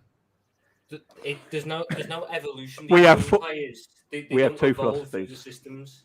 No. It doesn't make. I mean, you've got in the under-18s they play a 4-4-2, and then they'll play a 4-2-3-1 in the under-19s, then a 3 at the back in the under-21s, and then a 4-3-3 in the first team. You're sitting there going, the kid will be sat there going, what position do I play? Yeah. Where do I play? Are we just trying to create James Milners now? Frauendorf has made 4 first-team appearances that I can remember off the top of my head. That are all pre-season and stuff. He's played in 3 different positions as well, if I remember right. Every game, 3 different positions. He's played right wing, right centre mid, right back, and left back. Yeah. And then for the under-23s, he's got 1 position he plays in all the time. It's just there's 23s. He's a striker, isn't he? Yeah, striker. Yeah, exactly. He goes from a striker from the under-23 to a left back, right? And we got 2 philosophies at this club, though. We got Jurgen's and Pep Lijnders, right? And Pep Lijnders is the coach. Yeah, he's obviously the coach, but he wants the Liverpool to play in a more Dutch way, don't he? That's what he's trying to do. That's why we gone back to the 4-3-3. I don't think Klopp entirely wants to play 4-3-3 anymore. I do think he wants to move from it. But I think Pep's in his ear so much. You know what Pep Lijnders is like, man? Pep Lijnders is that, everyone's got it in their workplace. You got that person at work here is just an arse kisser, yeah? Right? He's just that arse kisser at work. That job's worth, you got at work, yeah? Right? That complete job's worth that you just want to chin every time you look at him, yeah? Right? Jack's looking like he's got one at work. Right? And you know what, I bet Pep Lijnders picks up Jurgen Klopp every morning for work. Right? I bet he picks him up every single morning in his car and he makes his lunch. He tells you, don't worry, I've got the sushi rolls and I've got the bread and the cheese and all that. Don't worry, it's all packed. Now we'll take it back. I bet they have picnics. Right? I bet he lays out a picnic after training. So we'll be 3-0 down at half time against Brighton this week and going down. And Klopp's eating his sushi roll and he's enjoying life. Klopp's having a great time. He's got a beer, he's got some sushi rolls, some cheese and bread and that. And he's having a great afternoon, yeah. And Pep Lijnders is going, yeah, Jurgen, remember, Dutch ball. And Klopp's like, yeah. He's just eating cheese. Not just like, and it's like, man. And Pep's like, yeah, he's working his way Dutch in. ball with James Milner. Nice. Well, guys, why did we revert back to, I don't know if you covered this already, Jamie, so I don't know. But why did we revert back to playing the 4-3-3 after the World This Cup? is what we asked. We don't know. We spent our 45 minutes trying to decipher it and we've got nowhere. You know what it was? Because before the World Cup, right, I was like to my mates, you know what? We looked unpredictable now. We're coming with this formation, that formation. In game, we've changed to 3 different formations. We played multiple formations in games. And then I was just like, we're doing well. And then we come back after the World Cup and I was like, No. I like what we was doing before. Why are we changing back to this? Everyone knows we play 4-3-3. They know the wingers are out wide, and that ends. We spoke about 3/4 an hour, and we couldn't get to the end of it. It's a mystery. It's going to be one of them 8 mysteries. Questions and answers. Is there a direct email? Questioning everything else. Every time we think we find the answer, we'll actually just ask another question. Is there a direct email to Klopp or Pep Lijnders that we can email? Just a simple question, just guys, the formations that you guys were using before the World Cup seem to be working. We looked unpredictable. We was going into games. And we looked like we were creating a lot more clear-cut chances. Can someone just explain why did we go back to the 4-3-3? And then if they don't want to answer it, that's cool. But we need a direct email. So anyone in the chat knows it. Just send it. I'll send the email. I'll send it. Really polite. well-written email. No, like it's just Pep like we will just probably need to screen know. it before it gets to Klopp. To be fair, he'll be reading his emails, making sure he knows what's going on. Pep would get the letter, or a Paper letter, an shredder. email. Yeah, Can you imagine? Yeah, just or he get a letter through. Pep would get a letter through the post, and he get the envelope and get the kettle on get it, me and P45? steam the envelope so he can open it. Yeah. And just read this letter that we've nicely written to Jurgen, and it's like, no, you know, Klopp can't see this. Rolls it round, throws it in the Mersey. Right, that was never be seen again. It's like they talk before the game, and Klopp goes, "Listen, I've got to go have a drink, chill out for a little bit. Do you reckon you can take this team meeting, this team talk? You know, tell them how we're going to play." He's like, "Yeah, no worries. I'll tell them how you think we should play." He leaves, and he goes, "Right, how are we going to play then today? How do I want us to play?" And then into the game, and it's not working. Klopp's going, "Are we doing what I asked them to do?" Yeah. Honestly, you should look at what I should do, what we should be doing if I was the manager. I'll be doing this, and this. Pep's blaming the players. Pep's blaming the players. Look, Jurgen, it's their fault. I told them everything you wanted done, and they're not going to your instructions, Jurgen. Honestly, that book kills me when you reread it after this season. I love it, man. That book. I love it. The fact that it's the first chapter is called "Training is our transfers." Training is our transfers. Yeah. Should we have done one? Should we anyone do wants an a Amazon Liverpool Prime book, video? Should we have done the Amazon Prime video this year? Do you reckon? Liverpool, yeah. Jurgen won't allow it, though. We got offered it, didn't we? He said we got offered it before Arsenal. He said he'd hand in his resignation if we did it. This is a book, though. If anyone wants a Liverpool book, get this. Yeah, it's forwarded by Ian Rush. It's a bloody good book, and it's all about all the old school Liverpool stuff. It goes back to when we started. It talks about old legendary players, goes in depth on players and everything. You know, like your Ian St. John's and stuff like that. Or is that just no? Their transfers is transfers. Right. Yeah. Training is transfers. What kind of quote is that? Someone needs to explain that to me. All you need to do to get an opinion about this book is read the first line, which is "Training is our transfers," and the last line, which is "If you're ever confused or down in life and wondering what you should do, just think for a second, what would Hendo do?" Yeah, that is his thing. That's genuinely how the book ends. That is what pass it backwards or sideways? Yeah. What will Hendo do? What will Hendo do? Oh. Yeah, I mean, I suppose it's better than asking what would Ryan Giggs do. I mean, I suppose Rushy lived in an era though where Liverpool wanted Kenny, one of the best players at that time. We sold Kevin Keegan. I remember my dad telling me this story, Jack. We sold Kevin Keegan, and he was worried about it. It's like he's our best player, and we signed Kenny Dalglish, who went on to be Liverpool's greatest player. It's just, and Kenny Dalglish invented the chip over the goalkeeper. You know, from close range. Everyone forgets that. You know, Kenny Dalglish, legend, man. I'm so concerned. I don't know you lads. So for Brighton, this could get ugly. Right, let's do it. Liverpool, Brighton, guys. Let's do this. Let's do it. So I've got a question straight off the back, guys. Question straight off the back. Is Brighton central midfield better than Liverpool? Yes. Move on. Yes, move on. Next question. I would take any of the, I would take from Caicedo down to Moda or Kasper Kajelovski, their youth player. I'll take any of them, please. Does Adam want to come back? Does Adam want to? I'll give Adam another one else if he. Adam looks like he's got legs again, man. But would it be better if Klopp played this midfield in a different kind of system and got actually the better out of them? Yeah, if you change the formation, definitely will get more. Like if you made Thiago and Fabinho sit in a 2, and a defence and a lot more compact, and the defence not so high, so they're more protected, would it be better then? Easy. 100%. I mean, the only thing that you would ever want to see 4-3-3 is we rock up against Brighton in the 4-3-3. The midfield gets overrun to death, and it makes Jurgen Klopp go out and buy a midfielder. The issue is Jurgen Klopp could watch us concede 6, and we won't go out and buy a midfielder because Naby Keita's back, and Oxlade-Chamberlain's back, and Curtis Jones is back, so we don't need a midfielder. And Bobby's going to be back. So you go to your diamond, you go to your 4-4-2 or your 4-2-3-1. You basically shit the bed and just defend because we can't sit there and impose ourselves on Brighton. If we try to impose ourselves on Brighton, they will just batter. Oh, we're gonna get pillaged. There's no doubt about it. Oh, Melo's back. I see someone said. It's over for Brighton. Brighton's fucked. Top 4, here we come. The craziest part is we're not going to keep him right after this. After the. Do you know what? So why are right. why are we keeping him now? Just because wasting 4 million. Who gives a shit about 4 million? 4 million in football is like a can of coconut fried chicken. Do you know what I mean? That is what 4 million is in football terms. It's nothing. Why I will say about Arthur, right? If we bought him a few years ago when we saw him at Barcelona, I don't think anyone would be unhappy about it because he's actually a decent footballer.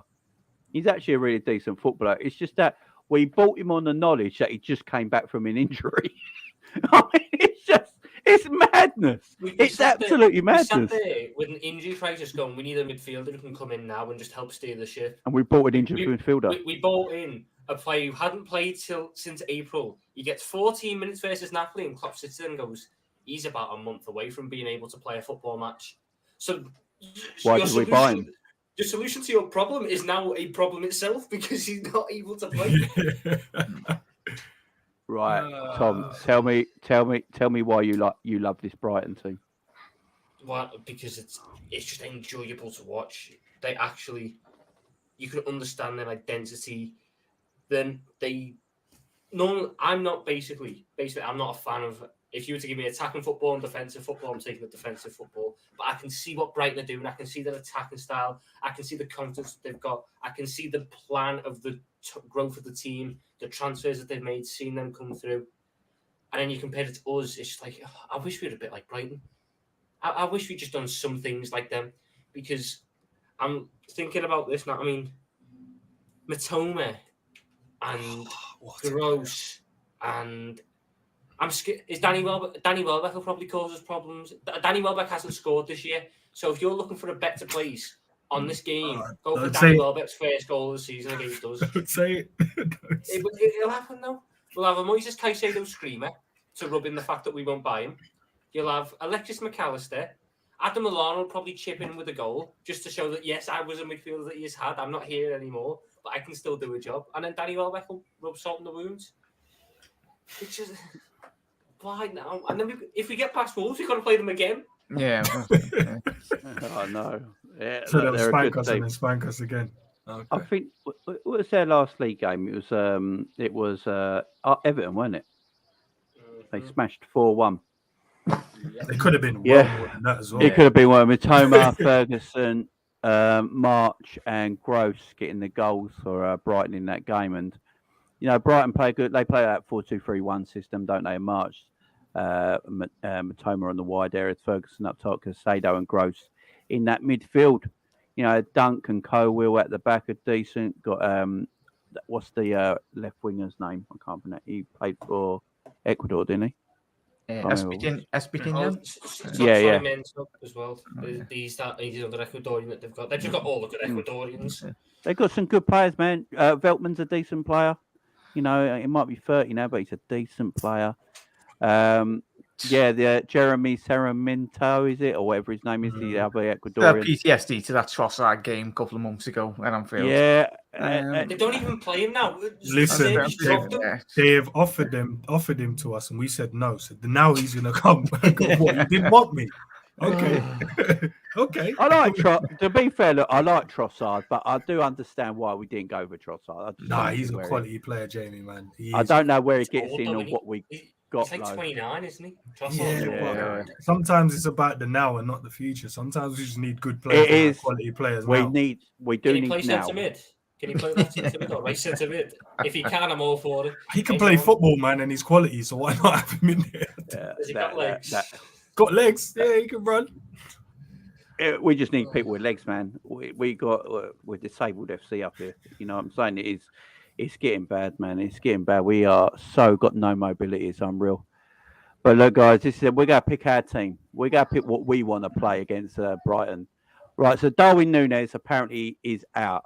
So none of us Jamie, pick quick Darwin. Question, Jamie, can we do the formation differently as well? We just pick we're going to go with what we want to do. Guys. Okay. Right, so we're playing. We're in charge of Liverpool Football Club, guys. We know Darwin's out. We got forward injuries out. What formation are we going with first, guys? Let's get this right first. 4-2-3-1. 4 2 I'd 3 go 1.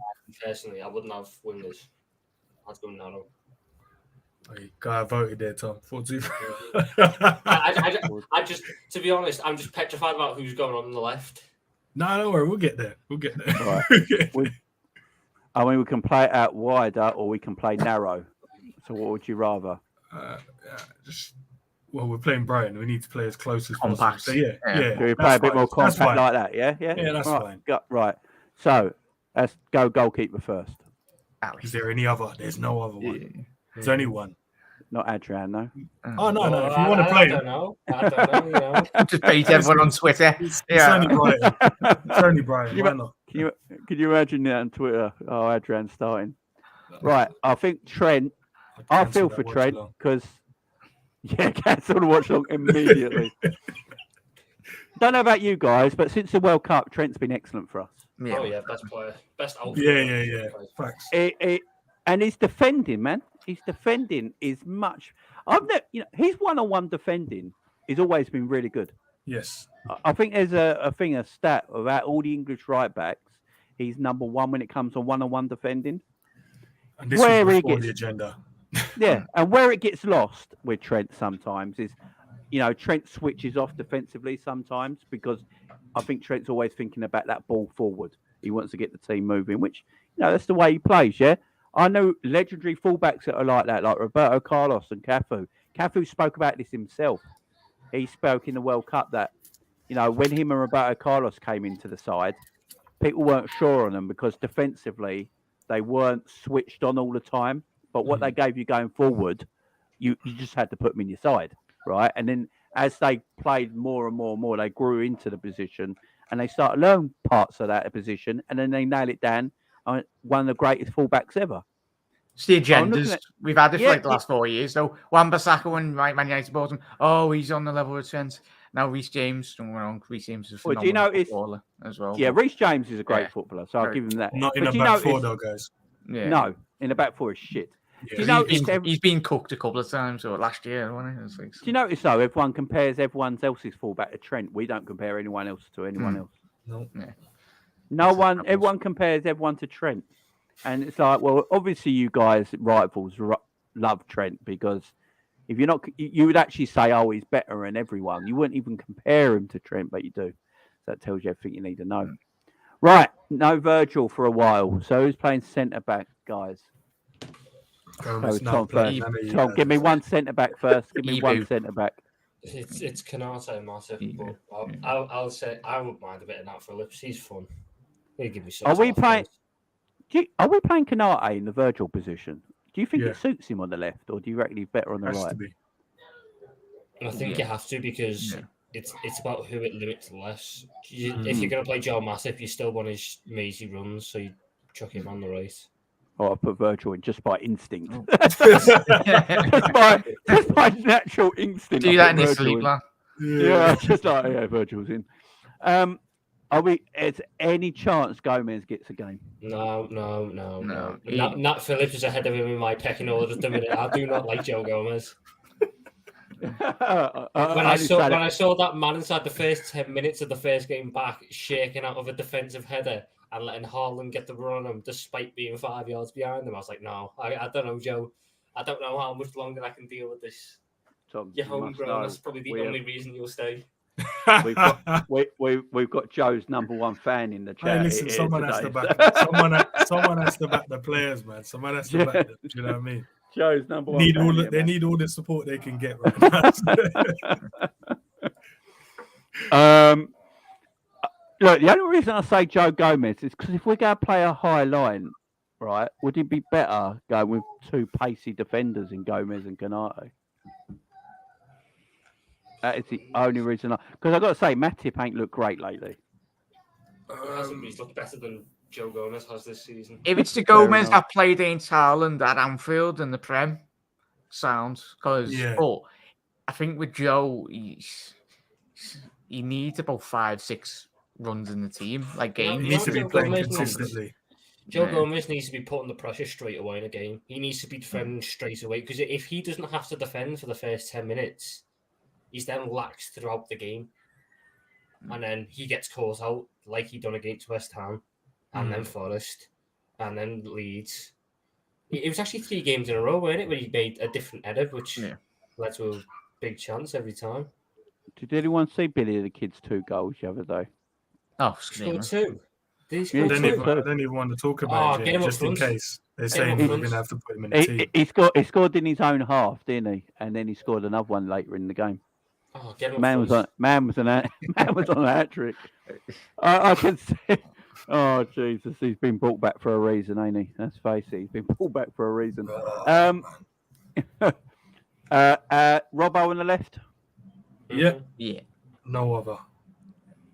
I like Tsimikas, yeah. Right, I think Tsimikas is a decent player, but I think we can all now see how much better a player Robbo is to Tsimikas, can't we? When he's when they're both in their top form, Robbo is just. I'm gonna say just different. I'm gonna say against. I think Tsimikas obviously now knows he's not gonna start. I'll be the starter. Yeah. But when he had an inkling that he was gonna be the main left back when Robbo was injured, I saw a very, very good Tsimikas. So I think it's player. I think it's just situational. I think it's just because he knows Robbo will start and Robbo has been in form. He probably won't see the best of him, but when he's called upon, it's done all right, man. Breaking news. Chelsea are in advanced talks over Borussia Mönchengladbach striker Marcus Thuram. Oh Jesus! No one's played for this Chelsea team, like, is there anyone Chelsea are not playing? Does Graham Potter want all these players? By the way, it's not Potter, man. It's not Potter, bro. I said this. Potter ain't buying. This is not his philosophy to be buying these type of players. I can understand that Felix one; it makes sense, but the rest of them, wow. If one Thuram brother's moving in January, why not make it both of them? I saw the link with us, innit? Am I the only one who don't think Marcus Thuram's all that? Maybe because he doesn't look pleasing on the eye. Nah, I think it's because it came on. To be fair, look, I might be harsh on him because what I saw him in the World Cup, but every time he came on, he was coming on for Mbappe, weren't he? And when you see Mbappe flying, and then you see Marcus Thuram, yeah, he's going to look shit. I suppose. I mean, it's just. I watched him and thought, yeah, is there anything there? Is he really that good? I'm not sure, but yeah, the other Thuram playing for Nice is available for 30 million, defensive midfielder. As I said, if he can run, Liverpool should just buy him. All those French teams are absolutely skint, aren't they? Like they were. That's why they're available for decent money. Right, the midfield pivot 2 guys. Who's playing your double pivot, Tom? Thiago Fabinho. Jack, who's your double pivot? I'd like to see Bajcetic and Fabinho go a bit more defensive, but that's far too Rafa Benitez 2006. Like, so that'd be what Rafa would pick. That's Brexit midfield there. Nothing's getting past. But yeah, go Thiago Fabinho. And ends your double pivot. Thiago and Bajcetic. Ooh. And there's a reason. I think Bajcetic he's a hungry kid, and I think if he gets a run in this team, he'll kick someone out of that midfield. But will Klopp give him that run? I actually think if he gets the run, because I saw him come on the other day and he kicked someone. The first thing he did was kick someone to let them know he was there. And his passing ability on the kid is really, really good. Yeah. But I also like he thinks ahead of the game. So when he wins a tackle, he already knows what pass he's going to make. Where you see some players, they win the ball and then they dilly-dally on the ball and then make the pass. He's like, win the ball, forward pass. Win the ball, I'm going out to the left or I'm going out to the right. I think he deserves a run in the team. Everyone else has had their chance and they've messed up. Why not give him a run? I'm with you. I call him Stefan Iniesta for a reason, man. I see a player there, Tom, as well. I've got to say, I see a player there. I love Bajcetic. I think there's a bit player there, but I don't think we're going to do well against Brighton. I think that there's too many midfield problems. So I'd rather just not throw Bajcetic to the wolves. I'd rather it be Fabinho who gets cooked because he deserves it. Basically, he deserves it for this season. So at the same time, Tom, I want to win, though. Tom, I want to win the game, though, at the same time. I don't honestly, I struggle. I know we can win, but I struggle to see how we win with the team that we've got and the insistence that Jurgen Klopp will put on certain players and certain systems. See, I've got a feeling Klopp ain't going to play 4-3-3 against Brighton. I think he's going to revert to a 4-4-2. And if that's the case, I think we win. If we play 4-3-3, we're going to get beat, in my opinion. But the only way he changes it, Jamie, is because of injuries. That's it. Yeah, because Darwin's not playing. If Darwin's not playing, I think he has to go 4-4-2. I don't think he's got a choice. So I'm not giving him no credit if we win the game and he changes it. Do you know? No, because it's situational. He's only changing it because of injuries. He won't be because of a tactical thing. It's the same in October. Right. Double pivot. I was going to go Keita and Thiago. Oh, we had a mix of midfield, haven't we? The reason I was going to go with Keita because I feel like if Keita's fit, I feel like you should just play him. Because I've said this for a while now. If you go on technicality, like technical skill, all playing midfielders, excellent midfielders, right? In theory, Thiago and Keita are your two best midfielders, right? When fit. When fit, technically, they're probably your two best midfielders. Now, Keita is very good as a ball runner, carries the ball really well. He likes to play 1-2s with players. He can press as well. He can get stuck into a tackle.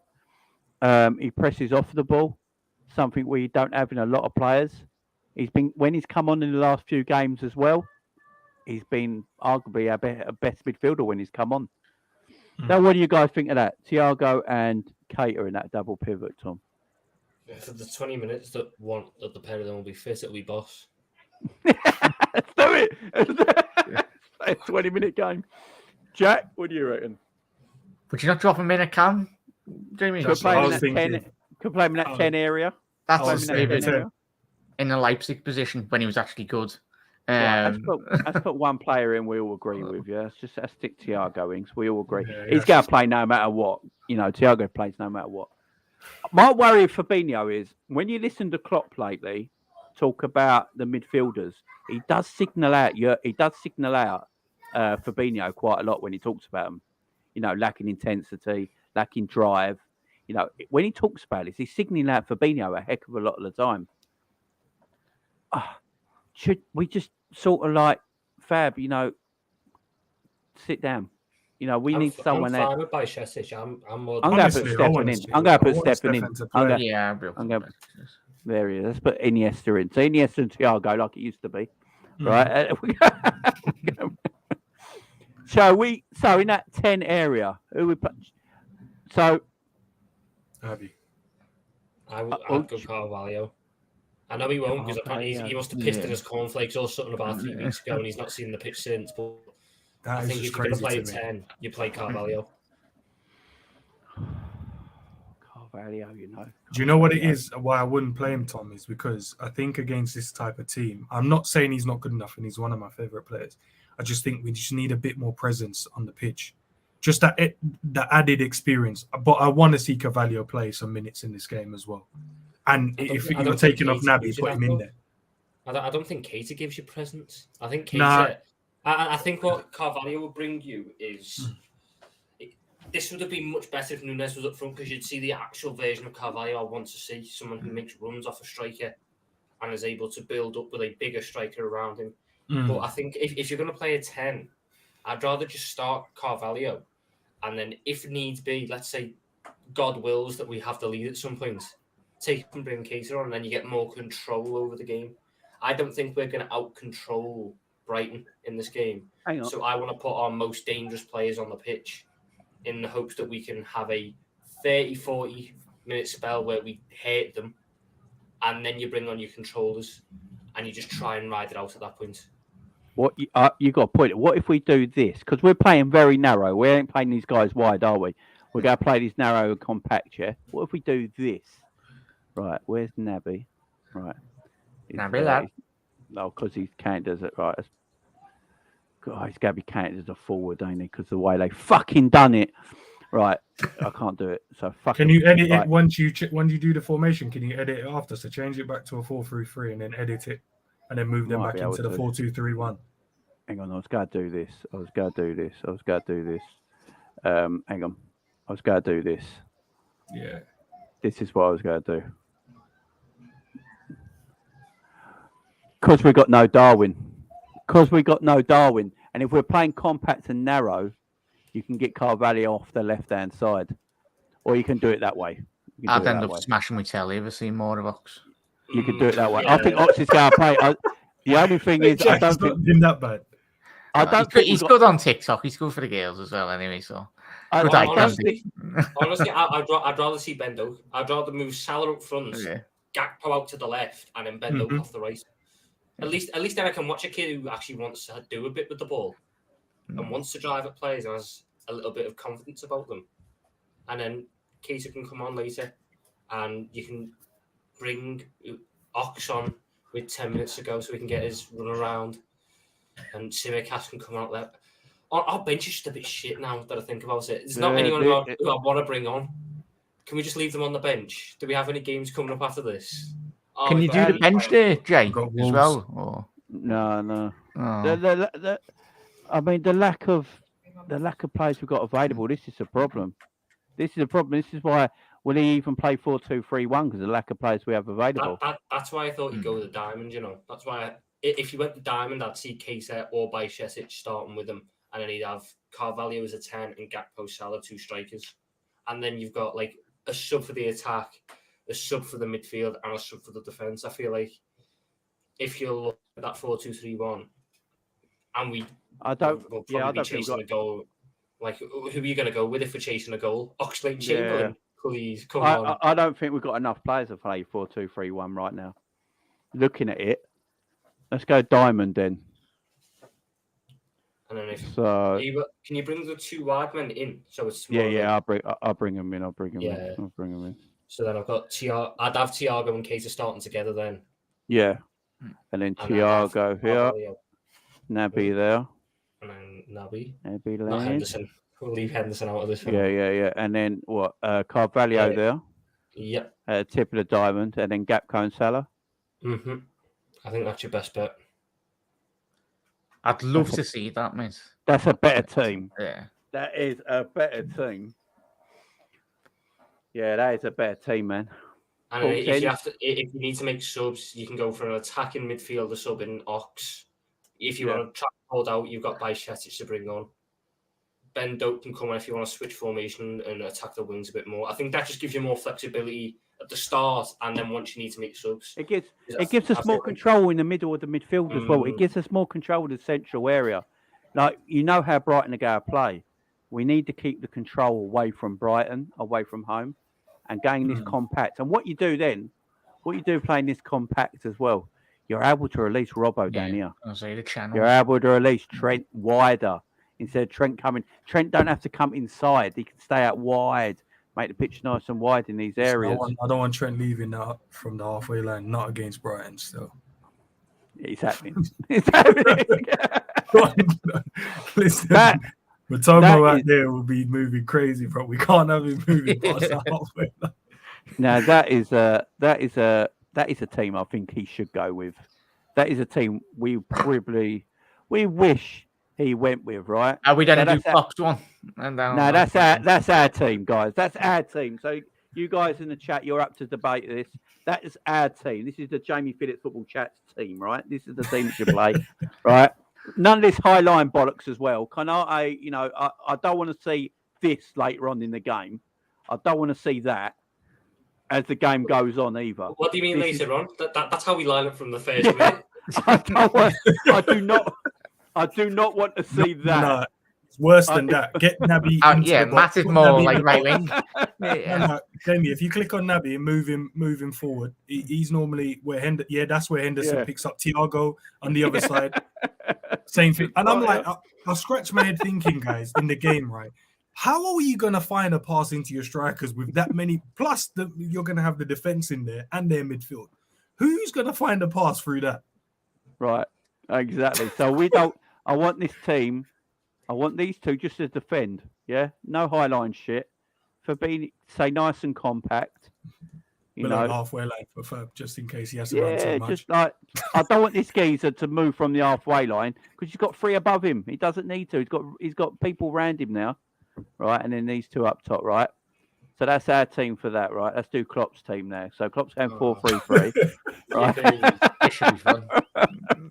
Right, Klopp's going 4-3-3. So Thiago plays. So we say Fabinho plays in Klopp's team? Yeah, he'll play. And Hendo? Yeah, Yeah. he's fit. Right. Yeah. Right, there's Klopp's midfield. Right. So we only have one midfielder in there, and that's Thiago. All right, cool, fair enough. Right. We've got no forwards. We don't know if Bobby's available yet. Darwin's out injured. No No, Bobby. Bobby's not fit. No Jota. No Diaz. So we've got Salah and Gakpo. Salah up front. Oxlade left wing. We're going to see Oxlade left wing again. We got one game without it. It's back. It's back, baby. And Cody Gakpo up front. That's how we'll do it. And Gakpo through the middle. Right. Is that going to be Klopp's team? That looks horrific. I prefer it.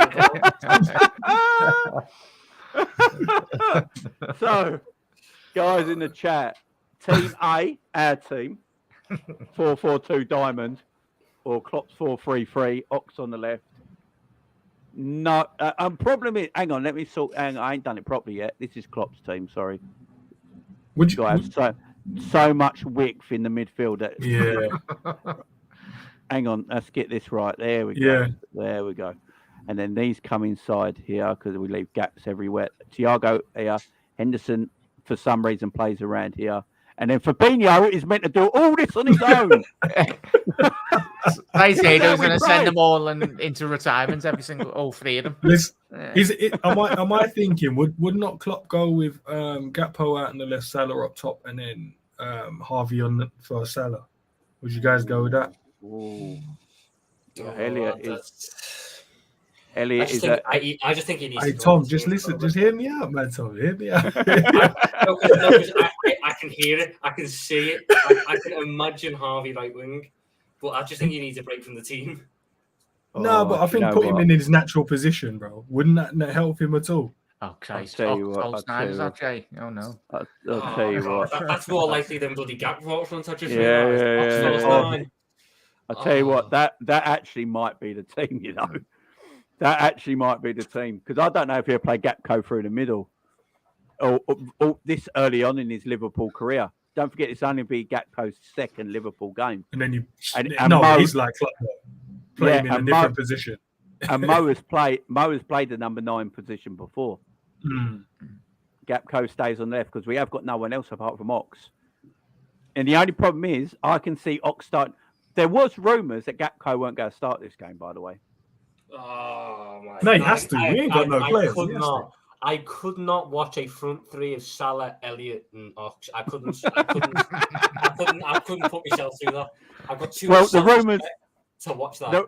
The rumours that he was going to rest Gakpo for this game because of he gave him a full game in the first outing, and he wants him to, he weren't apparently totally happy with what he saw, and he wants him to get adapted to this side, coming in and out a little bit, and not rely on him too much straight away. Didn't he not get an assist in his first game? Yeah, but because of Darwin's injury, I doubt that's going to happen now. But if Darwin was fit, I don't think Gakpo would have started. I think he would have gone probably Ox, Darwin, and Mo. I'm hoping that Nunez injury isn't too bad, boys, as well, because imagine if that's another... Is it injury? Because people just said they didn't see him in training. I think he's sick. So Paul Joyce put out that he's not been training the last few days because of something's come up. But there's nothing about that he's picked up a knock or anything like that. It sounds like he's sick. It sounds like he's ill, like he's not well, like he's got the shits or something like that. And he ain't been able to train. You know what Klopp's like? If you ain't training, you ain't playing. He's like that, isn't he? So this is mad. It's mad. It's mad, but yeah, I can only go by what I've heard. I mean, if it's not true, it's not true. But yeah, what I heard is that Gakpo might not have started this game. He might come off the bench for time. No chance of that now. In and out, but because Darwin's out now, he's got to play no matter. I think Darwin is an injury. I think what Klopp's trying to say is he just don't want him to put him in straight away. Like, I mean, with Darwin weren't. He was in and out for a little bit to start with as well. So he still would have been if. I tell you what, Jesus Christ, I do not want to imagine Mo Salah falling over or getting a little knock because I could not bring myself. Could you imagine if he doesn't want to start Gakpo because he's new to the team and Salah all of a sudden, picks up a little knock and is rolled out for the game? and we'd run with a front three of Elliot, Carvalho, Ox. That's just shit, ain't it? It's just shit. I mean, like, because I think everyone's getting this. What I'm saying, like with Gapco, it's just like with Darwin, he was in and out to start with, and I think that's what he wanted to do. He don't want to put Gapco in, just rely on him from the start. To be fair, you know, how much of that was by choice? How much of that in and out was by choice, and how much of it was because he nutted someone on his home debut, so couldn't play the next 3 games? Do you know what? It's a weird one, ain't it? It is because I don't think he would have started. After he came back from his suspension. I don't think he started games straight away, if I remember rightly. I think he came off the bench a couple of times, didn't he? Yeah, he came off the bench against Brighton. What I think the plan would have been, guys, I think the plan would have been Diego up front and then take their time to kind of embed Nunez in the team. I think that's what he wanted. But obviously, he got injured. So, they had to rush him into the team. So, I think he's well ahead of his schedule because I think Darwin would have been more the impact sub. He would have come off the bench a few times. Barbecue sauce dropping dodgy info again. There was a mole somewhere in our fan base trying to ruin this from the inside. I reckon there's a mole in the fan base somewhere as well. Big up, Savage. Hope you're doing well, my friend. The link is in your Twitter, Savage, if you wanted to come on and have your say, my man. The link's there.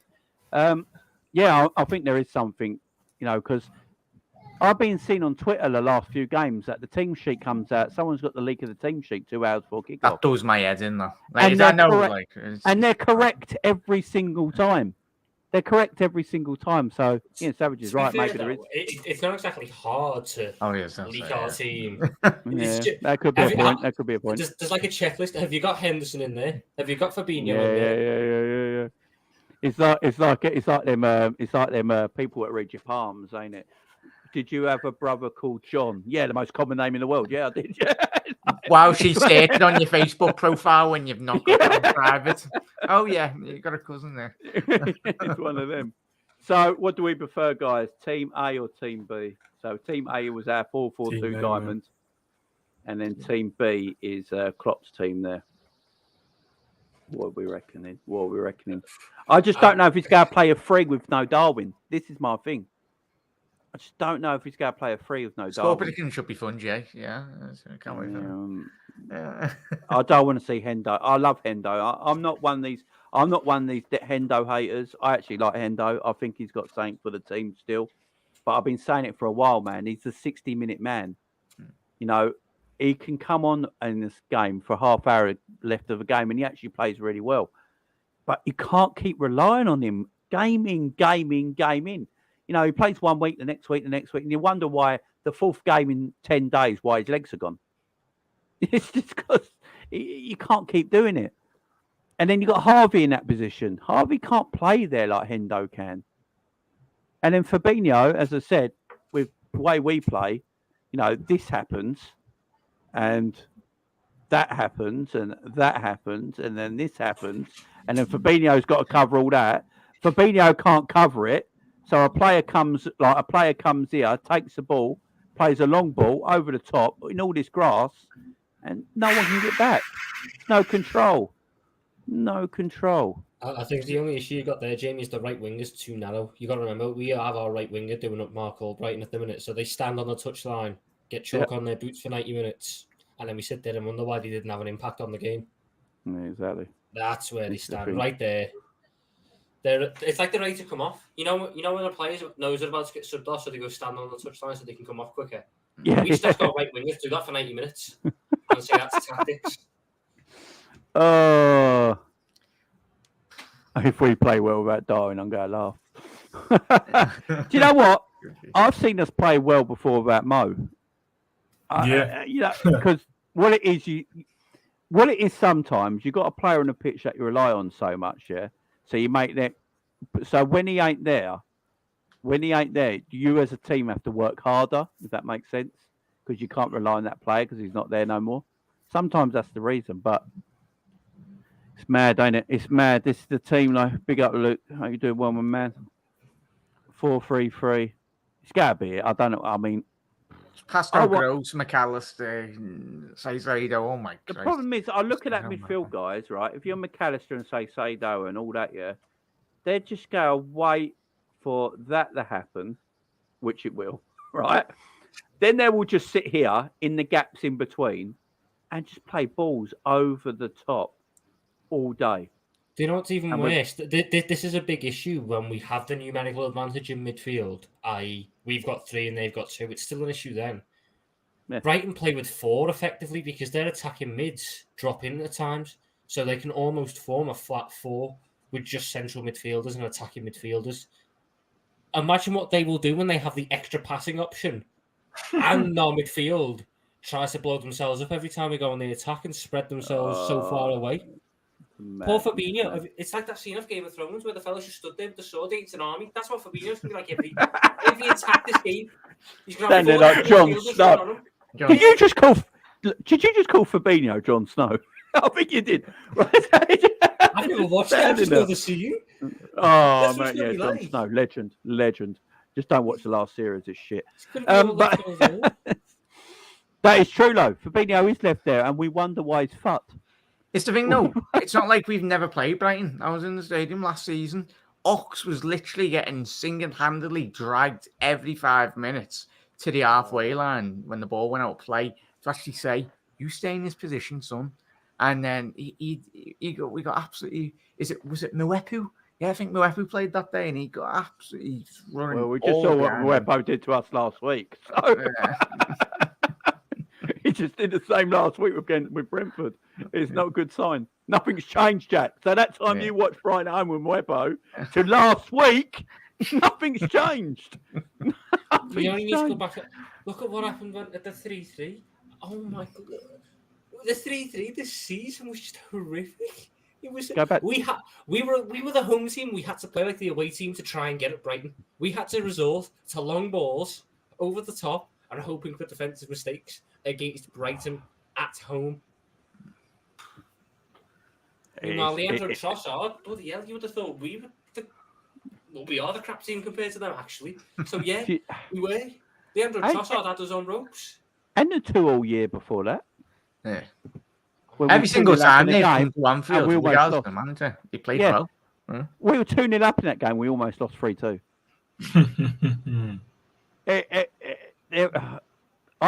This is how far we have fallen. I did my video last night, the rise and fall of Liverpool Football Club, yeah? Right? How have we fallen so much in 6 months? It's mad that most of this fan base are worried about playing Brighton on Saturday. When was that last happened? You don't need to worry about who you're playing. Just sit there and look at who you were hoping drop points in the league last year and who you're hoping drop points this year. It was, I hope Man City slip up. And now we're going, hopefully Fulham drop points. Maybe Brentford will slip up. Hopefully Brighton drop some points. We can sneak into Conference League. Come on. It's I don't want us to be in Europe at all next season, but that's another conversation for another day. Fucking hell. Right, let's get... Right, I will say, Charlotte Coates, be up Charlotte Coates, by the way, just tweeted out. She said, how can one club have Jota, Diaz, and Darwin Nunez all injured at the same time? This is the same club. Only Liverpool, mate. Yeah. This is the same club that 2 years ago had all 3 starting centre-backs, their 2 midfield replacement centre-backs, and their 2 centre-backs that they bought in January, all out injured by February. Yeah. Do you know what I want, though? Even if we...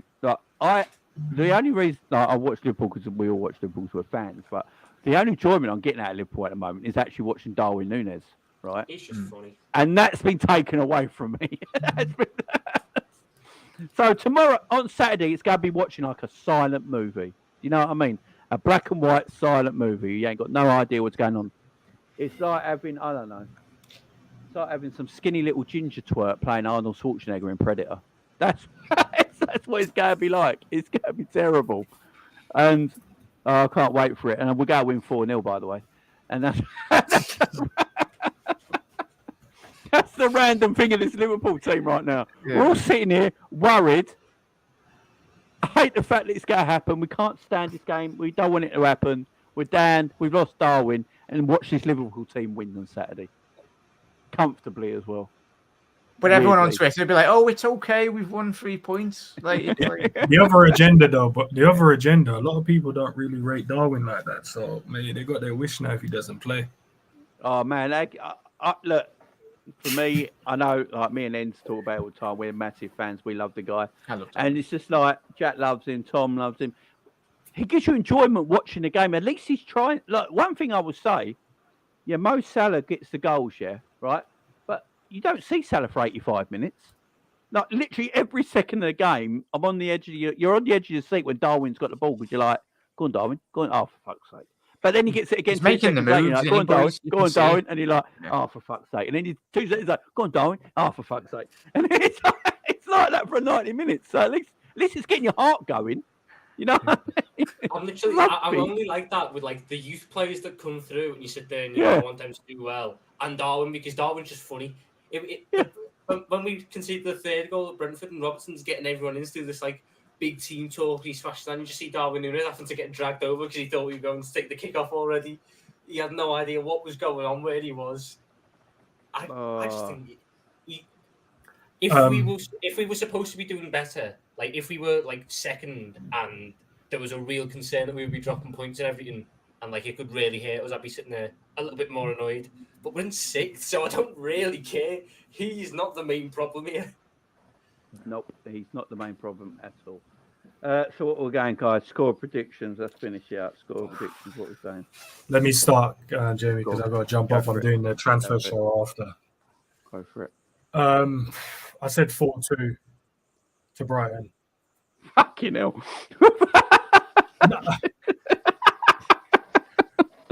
We are fucked. And the thing is, though, I can see it as well. That's the scary thing. Jack? 3-1 Brighton.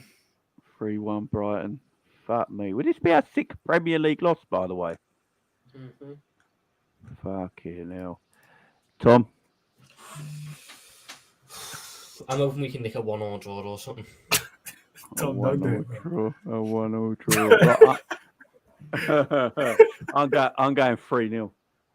Liverpool. We've got to recap it, boys, if we're actually spot on or with someone. I'm going 3-0 Liverpool. I'm putting my red hat on it. We're going 3-0. I see something mad happening in this game. I don't think Klopp's going to play 4-3-3. I think he's going to play a diamond, like we said at the start. I literally think he might actually play a diamond now Darwin's not available, and go with Gakpo and Salah up front. Get them in front of the ball. Get Salah in front of that thing that we call a goal, yeah? Where he's lethal. Not on the right wing touching the chalk, yeah? Let's get him right in front of that thing right there, you know, the goal, what he's fucking good at doing, right? Put him in front of it and give him the ball. Something might happen. There you go, Pep. How about that with some tactics? I didn't have to date a course. You know, how about we get a star attacker in front of the damn goal? But yeah, I'm gonna go 3-0. I just feel like we're gonna get a win. And do you know what's pissing me off about this season as well, guys? That Man City ain't that great. Oh yeah, don't start. That is irritating me. And I've got this thing. I'm going to talk about this tomorrow as well. I leave a little cliffhanger here for you. I don't think Man City's squad's as good as everyone makes it out to be. Zinchenko's a massive miss for them. I don't think their squad's as good as they make it out to be. Right, they got Haaland in, and then an inexperienced forward as his deputy in Alvarez, who will be a good player, right? Letting go of I said it in the summer. Letting go of Sterling and Jesus is madness, and not replacing them is madness. When you look at Man City last season, it was Sterling and Gabriel Jesus towards the end of the season that won City that Premier League. They got the goals that won City that Premier League coming off the bench. Look at Villa. You know, we won the Premier League if it weren't for fucking Sterling coming off the bench winning it for City. You know, letting them players go, City are nowhere near as good as the team. Haaland might score 50 goals this season, but City are a worse team this season with Haaland than they were without him. And their squad ain't nowhere near as good. It's nowhere near as good as people think it is. But that's for tomorrow's show. Cliffhanger. Let everyone think on that. Right, big up everyone. Welcome. Thank you for being here as well. And Tom for making his debut. Hopefully we'll get Tom on some more shows as well. Big up, Tom, thanks, man. Tom. Hope you enjoyed that, my man. I did. It was a good Jack. Yeah, Right, cheers, guys. I'll boys. see you all later. Have a good See you evening. later. Bye bye.